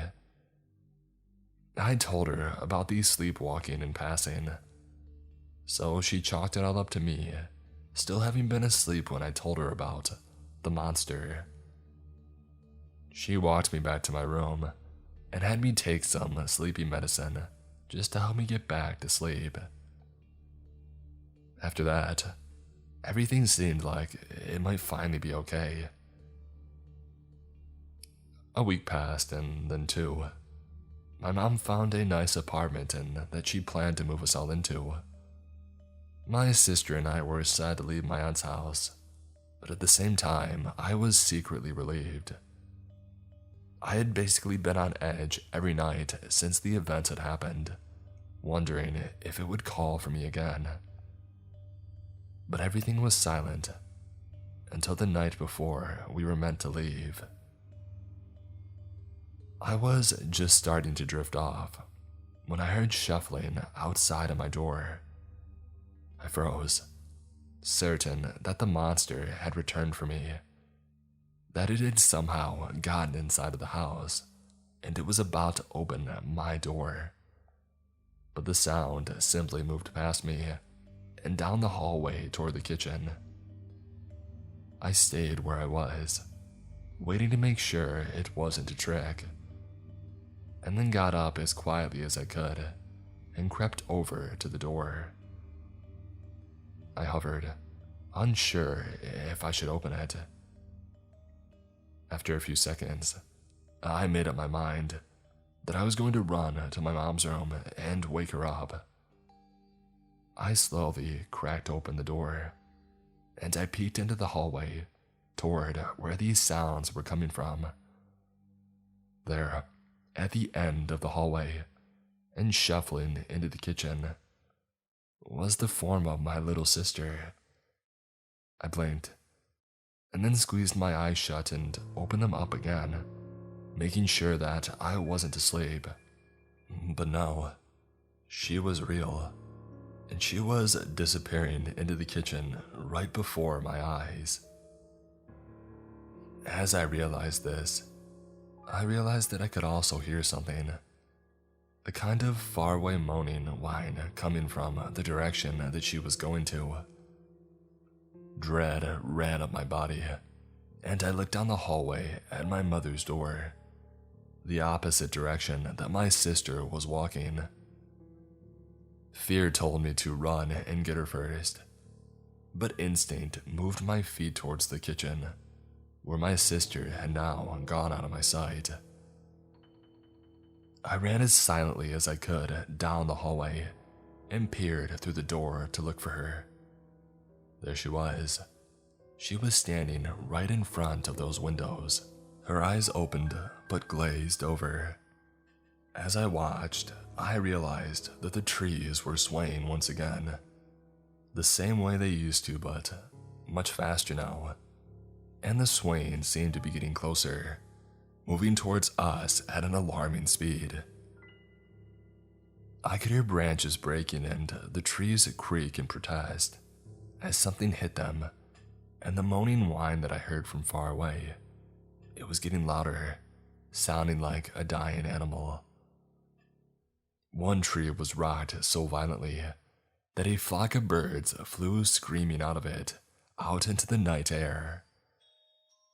As this was happening, my sister was reaching out for something, the lock on the sliding door.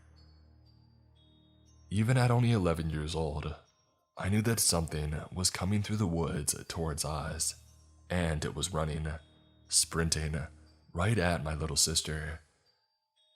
I ignored my brain screaming at me to run the other way, and I raced towards my sister. That noise was all-encompassing now. It had become a screeching so loud that it sounded like it was all around me. I grabbed my sister around the waist, pulling her back just before her fingers touched the lock, and I pulled both of us behind the wall beside the windows, just out of sight. The sound stopped. The trees no longer swayed, and the screeching had fallen silent. I could hear my sister breathing frantically, but I held a hand over her mouth and closed it, willing her not to cry.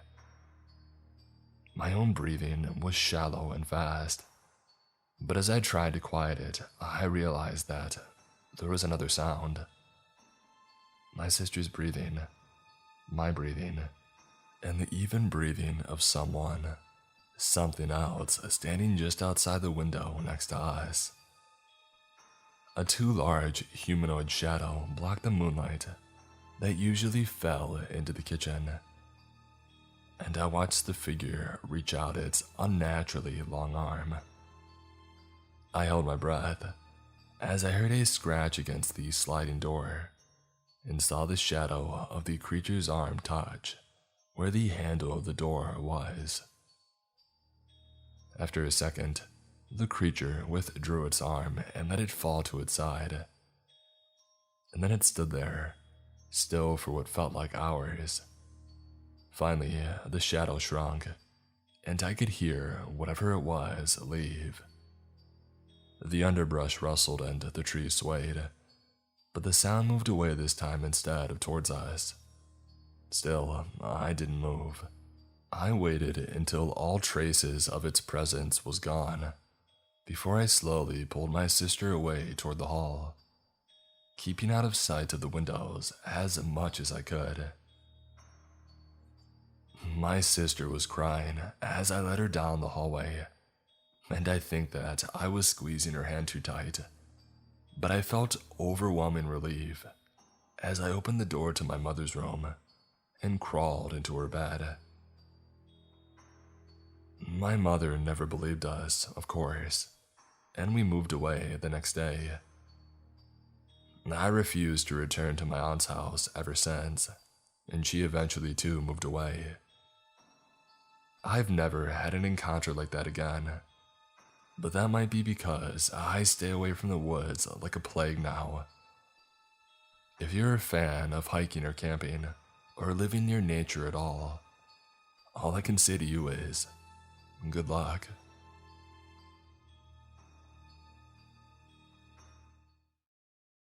Forward, forward, forward. Help. Written by Bloodstream City. I received the following email from Stuart, an old friend that I haven't spoken to in years. At first, I thought a spammer had gotten a hold of his address book. Within a few sentences, however, I knew that it was written by Stuart himself. A long and disturbing message followed. To say that it worried me would be an understatement. To all contacts, from Stuart K. Subject, help. I need to assure you all that this is serious. I'm not joking or making up stories or any of that. This is real. It's real and it's happening to me. If you're receiving this, it's because I know you enough to ask you for help. And I'm praying that at least one of you has the heart and the means to offer it. The truth is, I'm 1,000 miles from home and I don't know who else to turn to. The police can't help me. I mean, maybe they could, but I can't get close enough to them to find out. Hopefully one of you can help me, or you can forward this to someone who can. This might take a while to explain. I'm going to give you as much detail as I can so you can understand everything about what's going on, and you can make your own decision from there. Most of you know where I am right now. Danielle and I are in Prague on our honeymoon. Some of you were even at our wedding. God, it already seems like a lifetime ago. I can't believe it's only been 5 days since we celebrated the best day of our lives, and now we're at our lowest point ever. We got to the Czech Republic 4 days ago. The first 2 days in Prague were good. It was a little boring for our taste, so we decided to ask around about any parties that might be going on. Conrad, one of the guys at the hostel, told us that he had seen a party flyer hanging at an internet cafe up the block. Sure enough, we found the flyer that he was talking about. It was no bigger than a postcard, tacked to the community board, an announcement for some kind of rave. But the problem was there was no address on it, just a long, handwritten website on the back. Danielle wanted to forget the whole thing, but I was still curious. I took the flyer to the girl at the cafe's counter and asked her if she knew anything about it. She said that she had no idea. She hadn't even known about the flyer, but that I shouldn't even think of visiting the website without a Tor browser and a good VPN. Now, I'm not a computer expert, but I know enough to know what she was talking about. This was a dark web territory, the kind of thing where you don't want anyone knowing who or where you are. I asked her if she knew where I could secure that kind of access, and she told me that for $100 she just might. I thought Danielle was going to try to stop me again for sure, but by then, she was getting curious herself. So I gave the girl the money and she brought me to a computer in the back, away from where people could see what we were doing. I know it sounds crazy and stupid, and all of those things just for a party. I know that. But we were honestly just looking for some innocent fun on our honeymoon. A little danger before we settled down and got old together. We just had no idea how dangerous things were going to get. After typing in the URL, I logged onto the site. It was fairly simple yet, like no website I had ever seen. Everything was made up of red letters, even the background and the window frame. All the page had was a story about some guy looking at himself in the mirror and not trusting his own reflection. For a minute, we thought that we had been pranked, possibly by the girl at the internet cafe, tricking us out of $100. But just as we were about to give up, a pop-up appeared on the screen in big red letters. Do you like fun? Yes or no? Danielle and I laughed at the question, but I figured what the heck and typed yes into the box. After another minute, the pop-up disappeared, and it was replaced by another. It was a formal invitation to the greatest party in all the world. Do you accept? Danielle gave me the go-ahead, so I typed yes again. We waited a few minutes, so long so that I thought the computer had frozen, but then a new pop-up appeared. This time it was an address, and a reminder to bring our dancing shoes. We left the internet cafe and walked towards where we thought the address might be, stopping to buy some booze on the way so we wouldn't have to trust whatever was offered at the party. That was my idea, and it made Danielle feel better about what we were doing. The problem was, we couldn't find the address. I asked an old guy closing up a newspaper stand if he knew where it was, and he conveniently didn't know any English, or at least pretended not to. We got a little bit lost after that, and it was starting to get late, so I decided to look up the address on my phone. I didn't like doing it without all the protection that we had had back at the internet cafe, but I figured there wasn't much risk in looking up a simple address on the internet. I mean, people do it every day.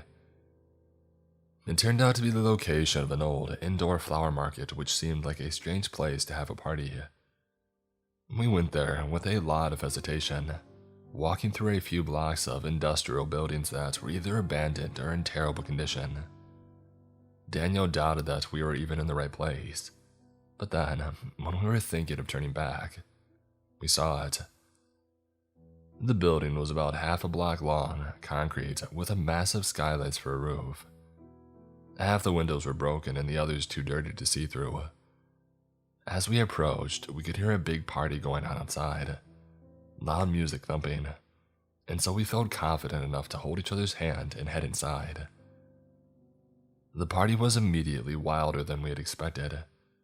100 bodies dancing to heavy dance music, all crammed together in an old brick and metal building.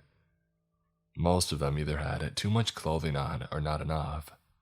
But that wasn't the craziest part. It was the fact that they were all wearing masks. At this point, I was starting to get a little suspicious of Stuart's email. I had heard stories about those parties always somewhere in Europe, always full of details about mysterious partiers in strange places. If the storyteller really got carried away, it would become less of a dance party and more of a different type of party. It was usually about as real as alligators in sewers. But the thing was, I knew Stuart. As long as it had been since we had talked, he hadn't changed much from the guy that I knew, from what I could tell. And the guy I knew wouldn't make up stories for attention, plain and simple. He might have joked around occasionally, but he pretty much hated pranks, calling them mean-spirited and unfunny. And more importantly, in all the time that I had known him, he had never lied to me or anyone that I knew. Not even once. That and that alone was the thing that kept me reading on. There were all kind of masks on these people. Some looked like foxes or dogs or grinning ghouls. Others were more of a Venetian Mardi Gras style, black and gold with glitter and lace. Blocking our way in was a girl in a Japanese demon mask. She wore a white suit with white shoes. She stopped us and asked us if we had any invitations. I half expected her to sound Japanese, but her accent was distinctly Eastern European, though exactly where she was from, I couldn't make out. I didn't know what to say, but then Danielle told her about the website from the flyer. The Japanese demon girl stared at us for what felt like a full minute. Eventually, like a spell had been broken, she handed a mask to each of us. They were white faces with slits for eyes, and she didn't let us walk past her until we put them on. It's safe to say that Danielle and I were weirded out, but as we drifted into the crowd, the loud dance music pumping from speakers somewhere above, we started to get into it. The lights were spinning and strobing, smoke spewed out of machines. The stars twinkled through the broken skylights as we danced and drank and enjoyed ourselves, looking forward to our new life. I realize this may sound like a lot for an email, especially a cry for help, but I'm only telling you this because it was the last good moment that we shared together. After a while, the booze was starting to go through me. I asked one of the masked partiers where the bathroom was, and he pointed to a door at the other side of the building. Danielle held my mask and waited for me as I ducked through the rusty metal door, which I learned too late led to not a bathroom but outside, to a back lot.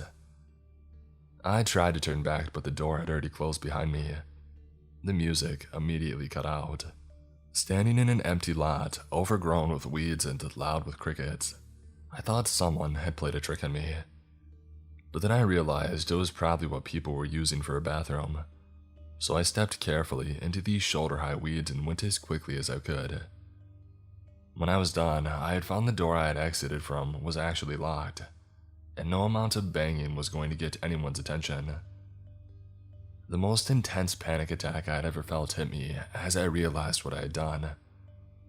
I had dragged Danielle to an illegal party in some abandoned building on the outskirts of Prague, without telling anyone where we had gone, and then I had topped it all off by leaving her alone. I ran through that weed-infested lot faster than I've ever run in my life. The building was half a block long, but it felt like 10. It took me a few minutes of weaving around and tripping over dead brush to clear it, hearing nothing but my own heartbeat the entire time.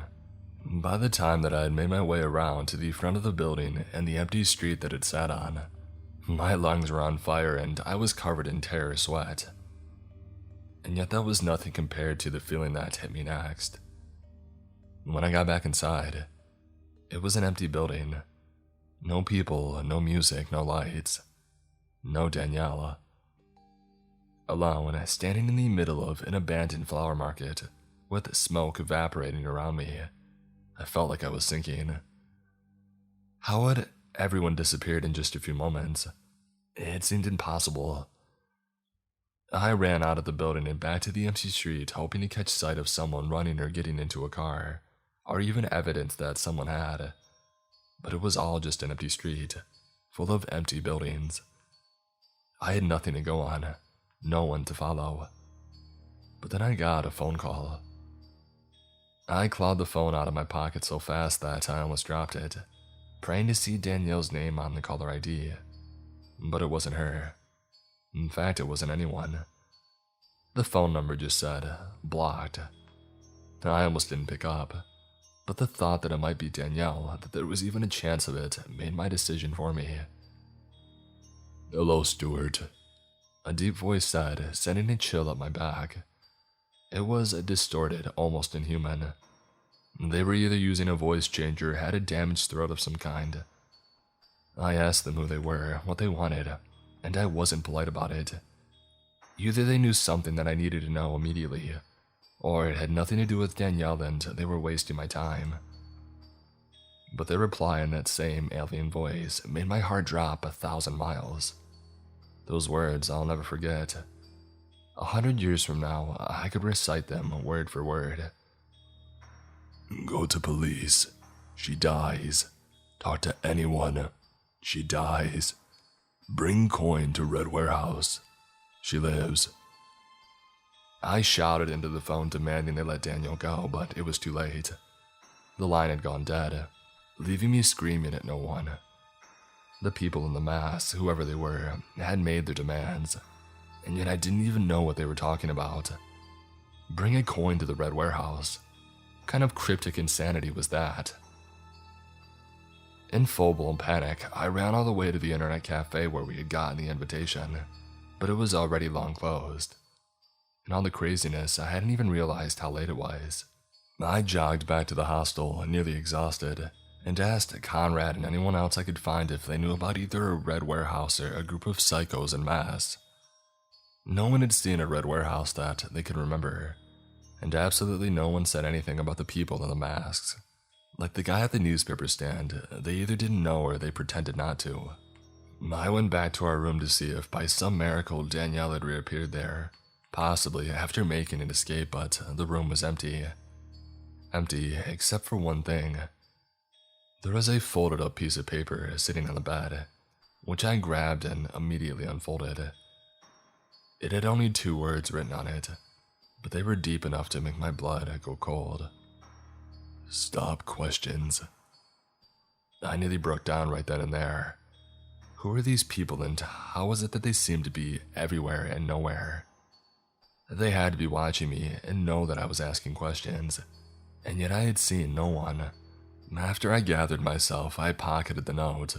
It was the one piece of evidence I had that these people even existed, and I left the hostel.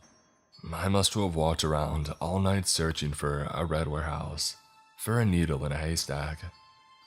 I went back toward the abandoned flower market, figuring that made sense. But when it didn't, I didn't find any red buildings, so I started circling out further and further, expanding the search until it felt like I had walked across half the city. I got more desperate as the night went on, picturing all the terrible things they might be doing to Danielle. I even searched on my phone for red warehouses, red buildings, and just plain warehouses, hoping to narrow it down. I swore that I was being watched from the windows and alleys when my back was turned, but whenever I looked, there was no one there. But when I did it, when I finally found it, I knew right away that it was the one that I was looking for. It was the kind of place you wouldn't give a second look to if you were just passing by. But once you knew to look for it, once you had some clue of the terrible things happening inside, you couldn't help but notice how wrong it looked. Not a single homeless person or stray dog were anywhere near the building, like they all knew to keep their distance. Even the rats stayed away from that place. Me, I had no other choice. I walked through the front door of the red warehouse expecting a guard or a bouncer or something, but found no one there to stop me. I got the feeling that they didn't worry much about people trying to get in. The warehouse was old and falling apart, pitch dark with a ceiling of rusted out girders.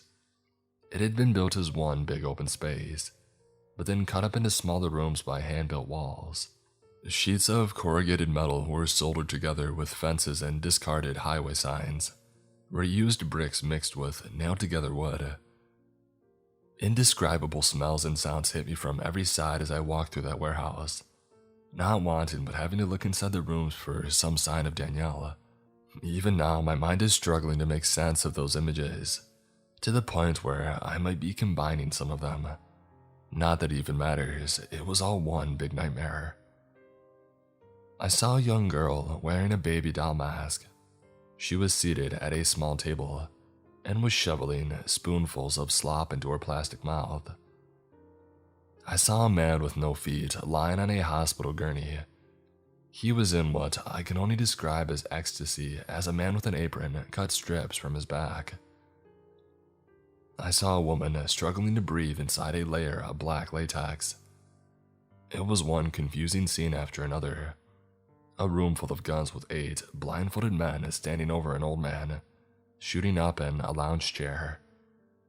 An incubator full of hissing cockroaches. A large book, heavy, propped up on a table, with a cover that looked like dried skin.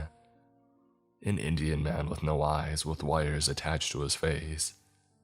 And in every shadow, a computer screen with someone behind it. A camera connected to some place in the world, silent eyes watching. Finally, I reached a room with someone in it that I recognized. The girl in the white suit and Japanese demon mask was standing next to a small crate maybe 3 feet high, surrounded by 4 men twice her size. Each of them wore a different mask. At least one of them I recognized from the flower market. The demon mask girl asked me for the coin, but instead of listening to her, I demanded to see Danielle. "You can't see her. You can only hear her," she said, and then she kicked the crate next to her. I had thought that it was too small to fit someone inside of it, but I was wrong. The shots and cries that came from inside belonged to Danielle. She must have been horribly cramped inside that box, barely able to breathe. I nearly pounced on the girl, but the 4 men stopped me. When I had calmed down, I asked why they went through so much trouble to take people. Why didn't they just grab them off the street? Honestly, I wish I hadn't asked. She said it was because they liked to have fun.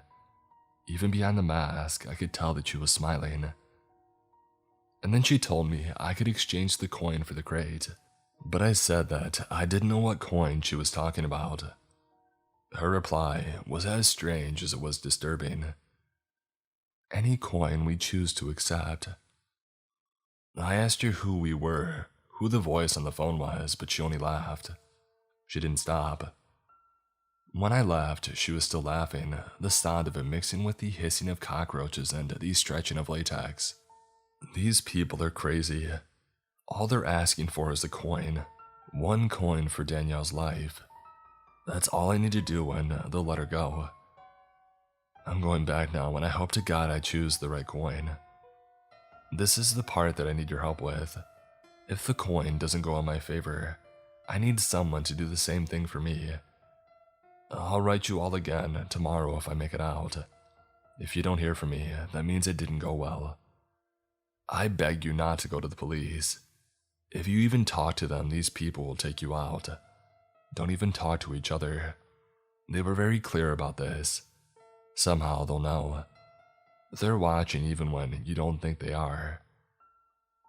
If you find it in your heart to help, come to Prague. Search for the Red Warehouse and bring a coin. If you can't, or if you're too scared, or you don't have the means, please forward this to everyone you know. Maybe one of them can help. Stuart. That was the end of his email. The message was strange enough on its own, but then, a little while later, Stuart blind CC'd me on a second email. To Collector from Stuart K. Subject, "It's done. I sent the email you told me to. Please, just let Danielle go. I didn't give the address so you can trace them by their searches. There's only one thing I'm begging you. Whoever shows up, just make it quick." It seemed like a mistake, an accidental click. If not then, it was a secret cry for help. I deleted the email as fast as I could, before anyone found out that I had read it. But then, just a little after that, I received one final email. This time it was from Collector, and all it said was this: "Would you like to have some fun?"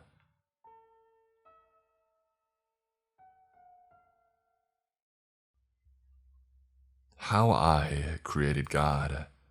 Written by Loki382. Life gets rather boring after you have lived for millions of years, but you humans have always given me something to do. Unlike other gods, I like to cause chaos for fun. As a matter of fact, it was my favorite thing to do. Every now and then I would dip my finger into your world and stir up some chaos. You could probably pinpoint every spot in history that I had a part in. I was a little cruel to you guys.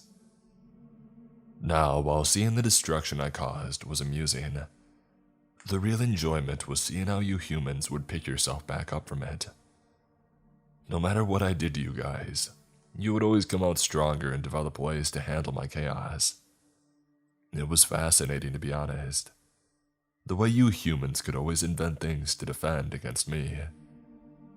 You humans were smart and different, and a lot like us gods in many ways. All my friends thought of me as crazy or a lunatic, but I didn't care.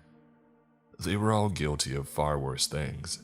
At least I didn't go around as an eagle and try to get with every woman that I could see. All of us gods had something to do to ease our boredom. So, what was the harm of giving you humans some challenges? Without me, you guys wouldn't have grown into what you are today. So I was doing you guys a favor. My chaos is what shaped your world into what it is today, and I take pride in that. There is only one thing that I do regret, the biggest mistake that I made. It was one of my greatest creations, something that became so powerful that it wiped out all of us. It all started with an idea, something that I had thought of while I was bored. I wanted to make something new, something that would cause more chaos than I had ever caused. It would divide the humans into two. It would cause wars, civilizations to fall, beliefs scattered. It was big. My great idea. If only I would have known the destruction that it would truly cause. You see, I wanted it to be bigger than any of us, more powerful than any being that has or was already existing. So I got to work in building the perfect being, the one above all, the one to give you humans hope. I started building and creating my child, or as you like to call it, God. When I made it, it was nothing more than a ball of light that shined in the sky, barely even having a mind of its own. You probably could have pointed it out in the night sky. It shined the brightest in the vast sea of stars. It was like my child in some sort of way, something I looked after every night and day. It gave me something to do. I would feed it to other stars in the night sky. Countless galaxies were destroyed and wiped out because of me. I would also feed it to human souls, good and righteous souls. Now at first, they were just small stars, but eventually, I started feeding it to the biggest stars that I could find. I made sure the stars I gave it were far away from your world, so that it wouldn't cause any sort of destruction. I wanted this creation to be big, to be beautiful. This was a process that took millions of years, and I was obsessed with this creation. I wanted it to be the most powerful God, the one above all, the ruler of all of us. That's why I fed him so much. The more stars and souls it ate, the more powerful it became, the brighter that it shined. I wanted this creation to be something all of the others would look up to, something to give us hope. The thing though, the more power I gave it, the more power that it would want. Power does that to everything. I've seen it countless times with humans. The more powerful something becomes, the more power they want. They will do anything for just a little more. Annihilate whole cities, destroy entire populations, even give up an eye. Countless wars have been because people wanted more power, and countless have died. Gods and humans are not so different. Even the most powerful of gods still fall for the curse power gives you, and mine was no exception. When my god was born, it was nothing but beautiful. It was neither a girl nor a boy, yet its physique was so perfect, I can't even describe it. It had a physical form, but not at the same time. It was a star in the shape of God, and it was mine. It could speak every language, its voice booming yet so calm and peaceful at the same time. It moved graciously through the vast realms of our existence, and I moved with it. The light it shined was brighter than all the stars in the sky, and it gave me hope. Hope that one day we gods would have a ruler. I did not tell anyone about my creation. I wanted it to grow and become what it meant to be before I revealed it. It was very fascinated by you humans too. It constantly watched you guys from a distance, not disturbing anything or causing any chaos like me. It just watched. I loved my child. I was its father, and I was so fascinated by it. It was so peaceful, so nice and beautiful, and it was mine. I felt so happy. I felt the love a father has for his child. Time moves strangely in the realm of creation. It does not correlate with the time you humans created. The past, future, and present all exist at once, intertwining with the fabrics of the reality of time.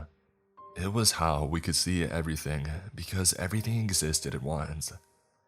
It's really hard to explain it to you, for human minds are not meant to understand the concept of this realm, of my child's home. My creation understood everything. It saw more than everything. It saw the end and beginning in all the realms and realities. It watched the creation of Earth and all the realms and the destruction of it. It saw the births of God and the death of them all. It watched as you humans destroyed yourselves, and watched as you rebuilt and started again. It watched nature slowly grow through Earth and watched you humans destroy it. It would watch everything, still not interfering with the work of mankind. This went on for millions of years, and I watched my creation as it observed you guys. It would constantly ask me about you humans, about why you fight and why you all hate each other. And I just told it that you humans are different from us, that we cannot understand unless we were human. I explained to it that you humans look up to us as deities, and that it's our job to protect them and also destroy them.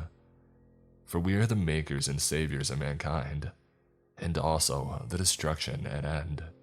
I still remember the old days of just me and my child. Oh, how perfect they were.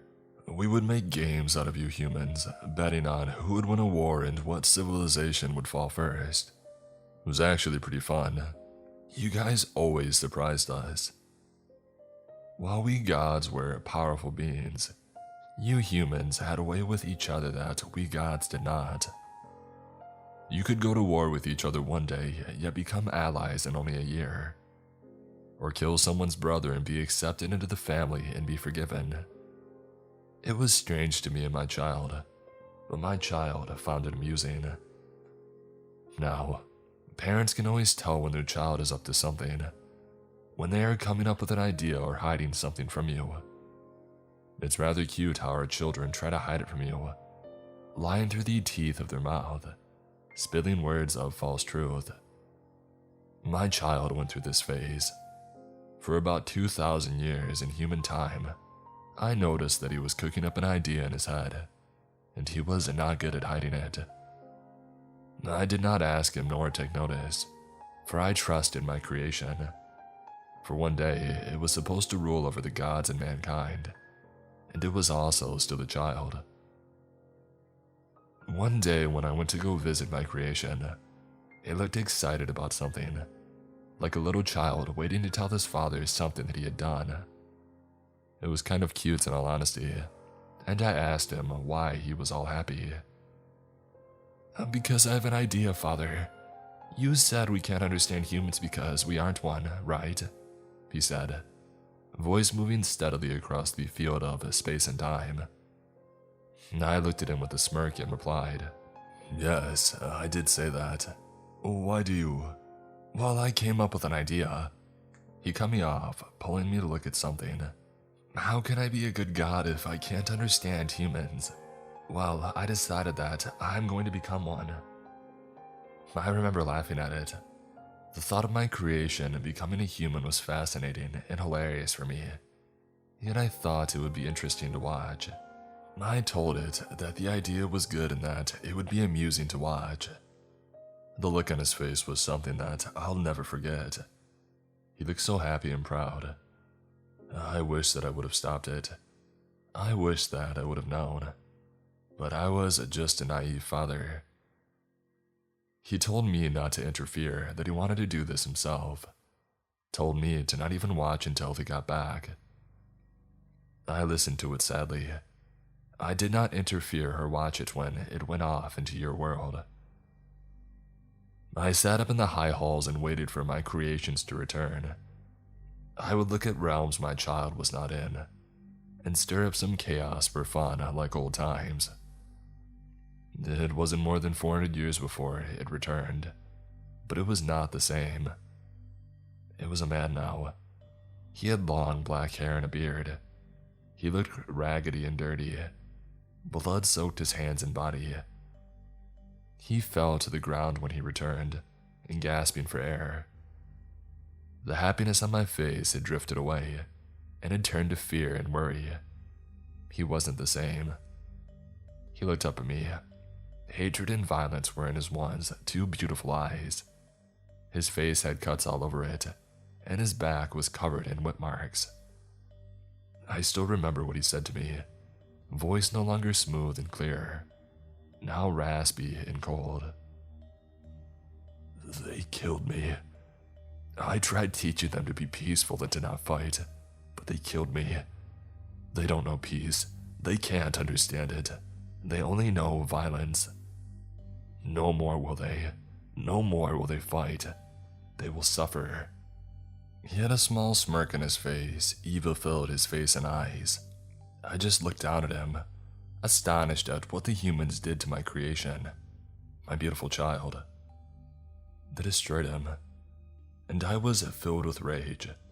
The wrath that I unleashed on you guys was far greater than ever before, unleashing chaos in every realm of existence, and hundreds of thousands were destroyed. You guys barely recovered from me, but if I could have destroyed you guys, I would have. The other guys got mad at me, asking me why I had unleashed my anger on you humans, and I just told them one word: justice. What filled me with the most rage, though, was what you guys gave my child. You gave him a name.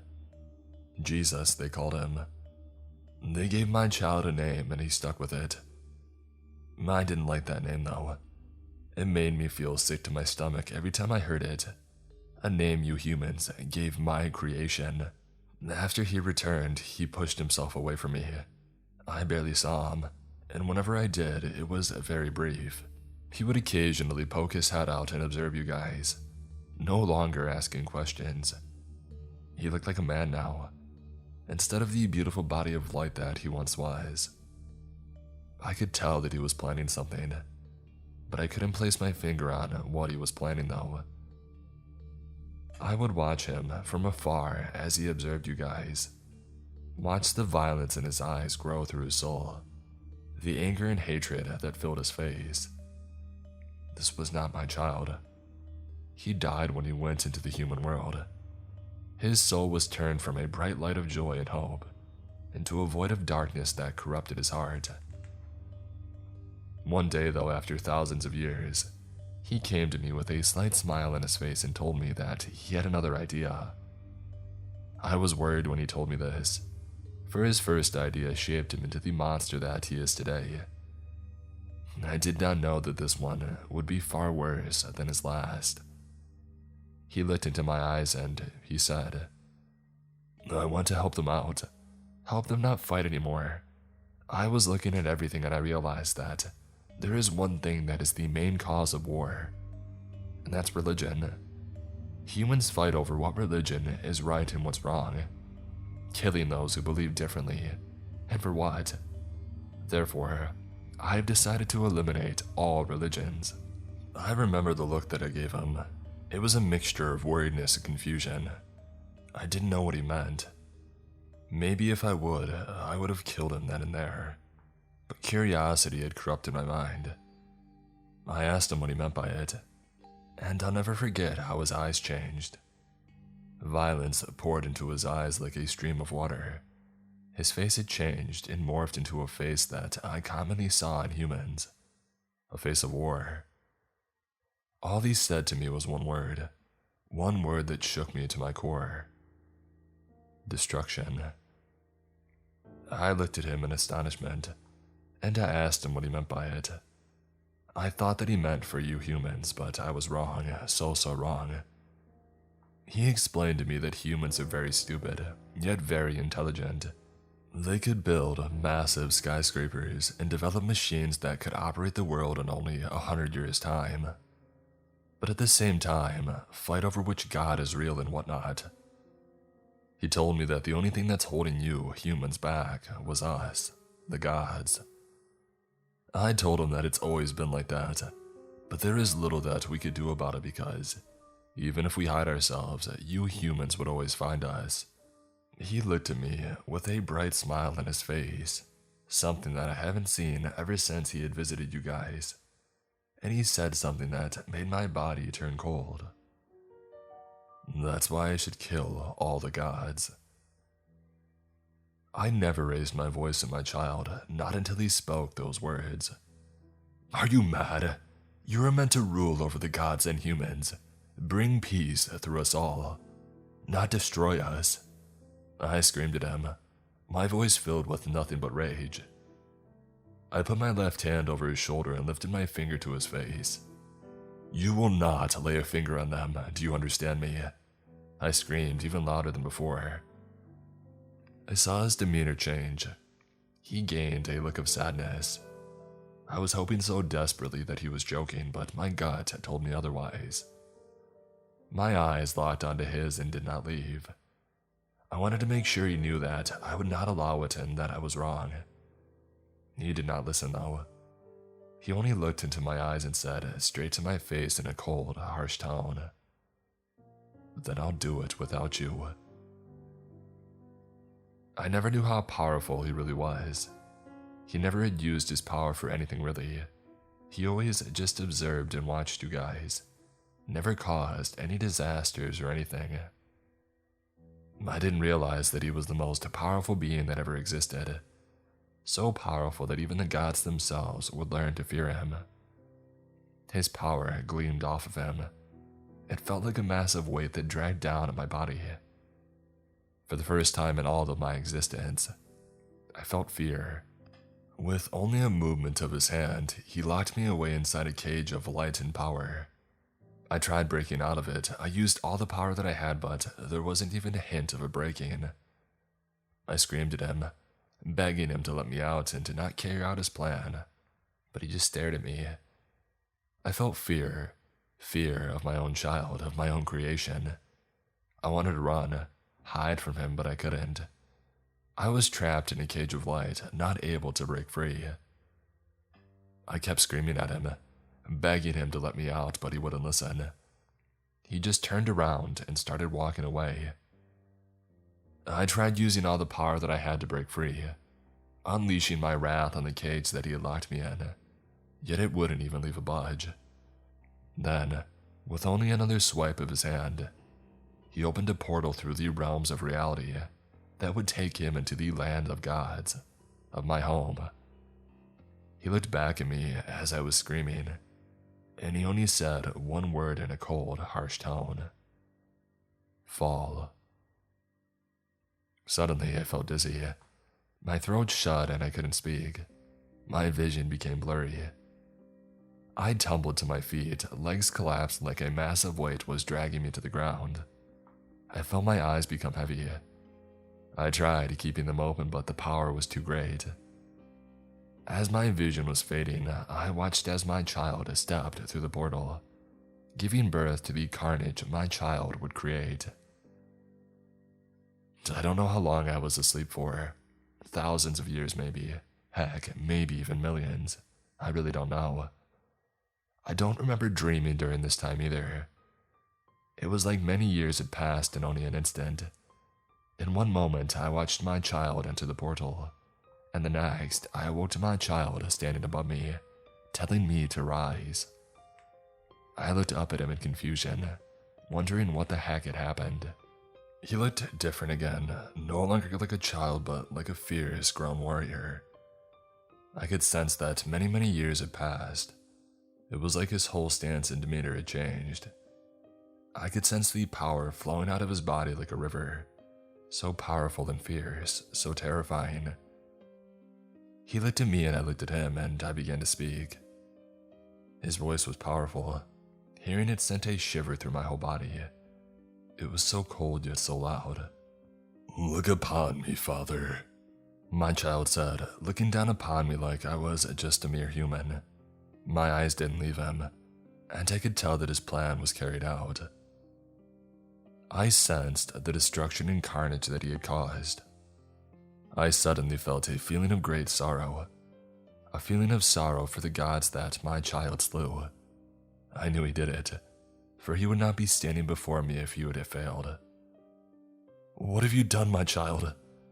were the only words that I could muster up, the only words my terrified vocal cords would allow me to say. He looked upon me, eyes filled with rage and hatred, and he told me something that I will never forget. "I have carried out the greatest slaying of the gods. You have been asleep for a long time, and while you were asleep, I have gone to each realm that the gods resided in, and slew every single one that claimed to be a god. I have destroyed the great cities and kingdoms that the gods have resided in, burned the great halls that the gods had created for humans. Not only that, I destroyed every single realm of the humans, leaving only one. This realm will be the one that I rule, the one that will have peace, for the gods are dead. It is now only me and you. Now stand up and face your death, Father. Be grateful you are dying at my hand.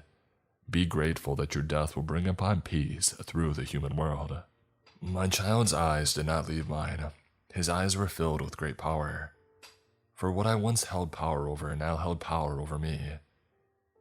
I did what he commanded and stood up.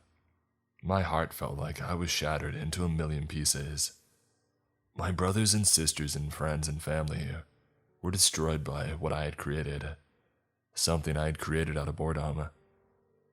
I looked at my child, whose face now grew a slight smile. There I stood before him, whose soul was once so innocent and pure, now destroyed by the cruelty of your world, destroyed by the longing of power. I felt his hand come onto my shoulder. It was very light and warm, and I still felt the love that he once had for me. I looked into his eyes. I was desperately trying to find the child that I once knew, but I could not find him. He was murdered long ago. He died on that cross. "I will make your death quick, Father. That'll be my gift to you. I will make sure your name is remembered in my world. I'll make sure of it," my child said, hand still on my shoulder as his other hand pulled out a sword from his back. I was going to accept my fate. I was filled with such agony that I didn't even want to be alive. But I had an idea. It was like my brain went into full survival mode, and I did what I did best. "Wait, you're forgetting something, child," I said out of pure desperation. My child stopped moving, and he gave me an eye of confusion. Before he could speak, I continued. "How can you keep peace in your world if there is no threat of what will happen if you break that peace? The only way to have peace is to have fear of breaking it." I don't know why I said this, but it was like my brain took over, spewing words of nonsense out of my mouth, in hopes that it would keep me alive. I could tell my child was listening, so I continued. "What if I am the opposite of you in this new world?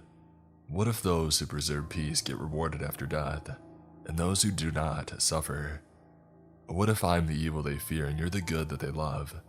I said, extending my hands out as I finished. He stared at me, eyes still filled with anger and savageness. I thought for sure that I was going to die, thought that he wouldn't even listen to me. But he started laughing. He looked at me and patted my right shoulder as he laughed, such an evil and sinister laugh. "Father, you still managed to surprise me." My child spoke through his laughter. I thought for sure that I was dead, that he wouldn't listen to me. I thought for sure that he was still going to kill me. But then he said, "You're a genius. How could I not have thought of that? I can create two afterlives, one for the evil and one for the good, and you can rule the one for the evil." For only a glimmer of a second, I saw my child return to me, and I saw my child in his eyes, the one who was so innocent and pure, so loving. My child embraced me with a hug as he laughed, filled with so much love and passion. I couldn't help but cry. Tears left my eyes slowly. I couldn't tell if it was a relief or because it had been so long since I had hugged my child. It wasn't long after this that God created the new and only realm of existence, which is the one that we are in now. With this new realm, heaven and hell were soon created afterward, along with the first two humans. This was the beginning of the new world, the world that was meant to have peace and prosperity, the world without the gods. I tried making hell not such a bad place for you humans. If you do manage to make it, you won't suffer for all of eternity. It's rather boring actually, so boring that I try to mess with you humans a little bit. While I do cause natural disasters and pandemics and stuff, my greatest chaos was what I gave you humans. I gave you things like lust, greed, envy, pride, wrath. I gave you humans depression, illness, anger, and hatred. I tried to keep balance in this realm because it can't just be a place of peace and happiness. I also try to remind you guys of us, of my old friends and family. You may be wondering why there has been more than one God in history, and that's because of me. I don't want my friends and family to be forgotten, so I remind you guys of us, no matter the punishment that I faced from God. Every time I did though, God would make sure the empire that was reminded of us would fall. The Greeks and Romans were both meant to be advanced civilizations that would have still been around, but I intervened and reminded them of who they truly were. My child did not allow this, making them fall eventually through war and battle. The last time I did this was with the Vikings. I reminded them all of not just my friends but my family. I reminded them of my brothers and sisters, showing them stories of Odin and the old gods like Thor and even me. I made them hate the Christians, made them despise me. Yet my child soon even put an end to that. You can still find the gods though, they're still around in the modern world, you just have to look. I make sure to bless those who worship the old gods, make sure to give them happy lives and give them what they desire within reason. I am not evil even though my child gave me the name Lucifer. It is not my true name. I will not bring death and destruction to this world, and I will not give you misfortune. These days, I just sit in my hell with guilt for what I've done. I remember the old days when the gods ruled the earth and heavens. I remember the stories of us, the great battles we had, and also remember how much you humans loved us. No one loves me now, and God made sure of it. I am the Prince of Darkness, the bringer of lies and chaos, the bringer of death and destruction when in reality, I'm just a scared little being who is all alone. I hate myself every day for what I've created, wishing and longing to go back and correct my mistakes, but I cannot. Recently though, I have been traveling your world, admiring the beauty that God has created. I didn't expect humans to find this place. I thought it was too deep and hidden for anyone to discover, yet here we are. When I saw you though, you seemed different. I could sense the goodness off of you. It's why I asked to talk to you. Tell you the story of how the gods perished. Tell you of my greatest mistake. You have a good soul, and I trust that you'll handle this information that I'm giving you well. I'm not the one you should fear though, for my child has been creating something of his own. You could probably find it if you looked up in the sky. It's a star that shines brighter than all the others. I fear he is creating someone to take my place. And if that is the case, then we are all doomed. My child will be creating a true devil, a devil who will be the one out of nightmares. I only hope this is not the case, but my instincts are telling me otherwise. When the star hatches, it'll be like it just disappeared from the night sky. And if you're looking at it, you will see it happen. I hope that this will never happen. But that star has been in the sky for millions of years in the realm of creation, so I fear that it will hatch any day now. This new devil that my child is creating will be the one that you know and fear, and it's only a matter of time before he's born. In all honesty, I am terrified of what might be created. I also fear that my child will want to restart with his creation, destroy this world and begin a new one. I hope that this is only a fear and not destiny. for I don't know how I will protect you guys. I believe deep down that some other gods survived. I believe that they are walking among you, alone and afraid like I am.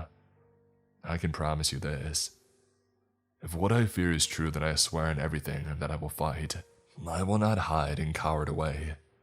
If there are other gods, then I'm sure they'll fight too. But don't gain too much hope, for my creation is far more powerful than any being. I've thought about destroying you all, laying my wrath upon the world like a hot blanket of flame and disaster. I even thought about doing this then when I first saw you. But like I said, I sensed something different. I sensed what I once saw in my child. Kindness and purity that flowed through him like a warm river. These days, I'm rather lonely. I wish so badly that I could correct my mistakes, but that's not how the world works, even for a god. For a while, I may be the powerful prince of darkness, but I'm really just alone and afraid. I turned off the recorder at that point, and I looked at the tall, strong man. His bright red and long hair covered the right side of his face smooth as if he was plastic. Even though he was sitting, I could tell that he was tall, for he was towering over me in his chair, and he had a soft voice that echoed slightly through the cave. I told him that was all that I needed, and that I would return again when my boss allows me to. He nodded in understanding, and he had a great sorrow in his eyes as he stood up and began to walk back deeper into the cave. I remember when he came to me. I was doing an expedition with my crew at a cave in Norway. I could immediately sense his power. I could sense that he was no ordinary man. He asked if we could talk, and for some reason we all agreed to. We were deep in the cave, so deep that we needed equipment to help us breathe. Yet this man had no equipment. He breathed just fine, which is why I was so fascinated by this man, and probably why I wanted to talk to him. I transferred the audio recording over and made my way out of the cave. I don't know if anyone will believe this man.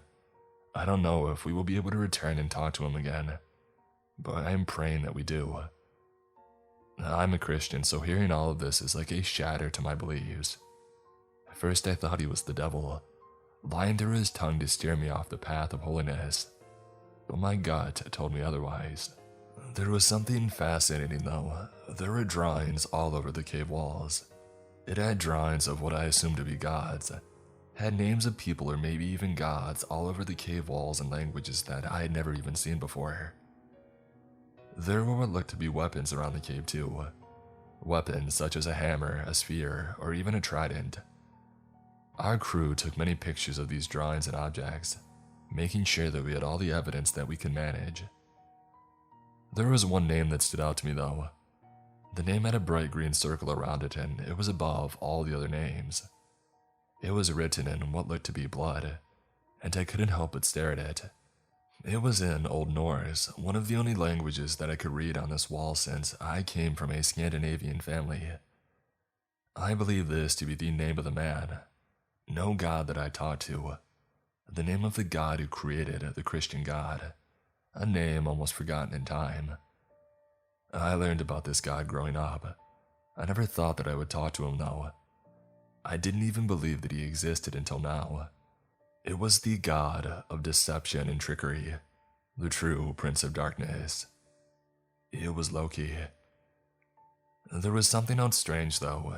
It's something that happened in the night sky when I was driving home. On my way home in my old beat-down truck, I decided to look up into the sky and ponder at the stars. And while looking, something caught my eye. I saw a star that shined brighter than the rest, too bright even. It stood out amongst the stars, and while I was admiring this beauty, I watched the star grow and shine brighter in the sky, and then suddenly, it vanished.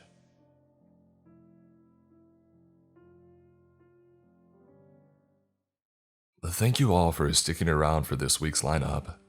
I enjoyed reading them, and I hope you enjoyed listening. The holidays are fast approaching, and I hope each and every one of you have an amazing holiday season.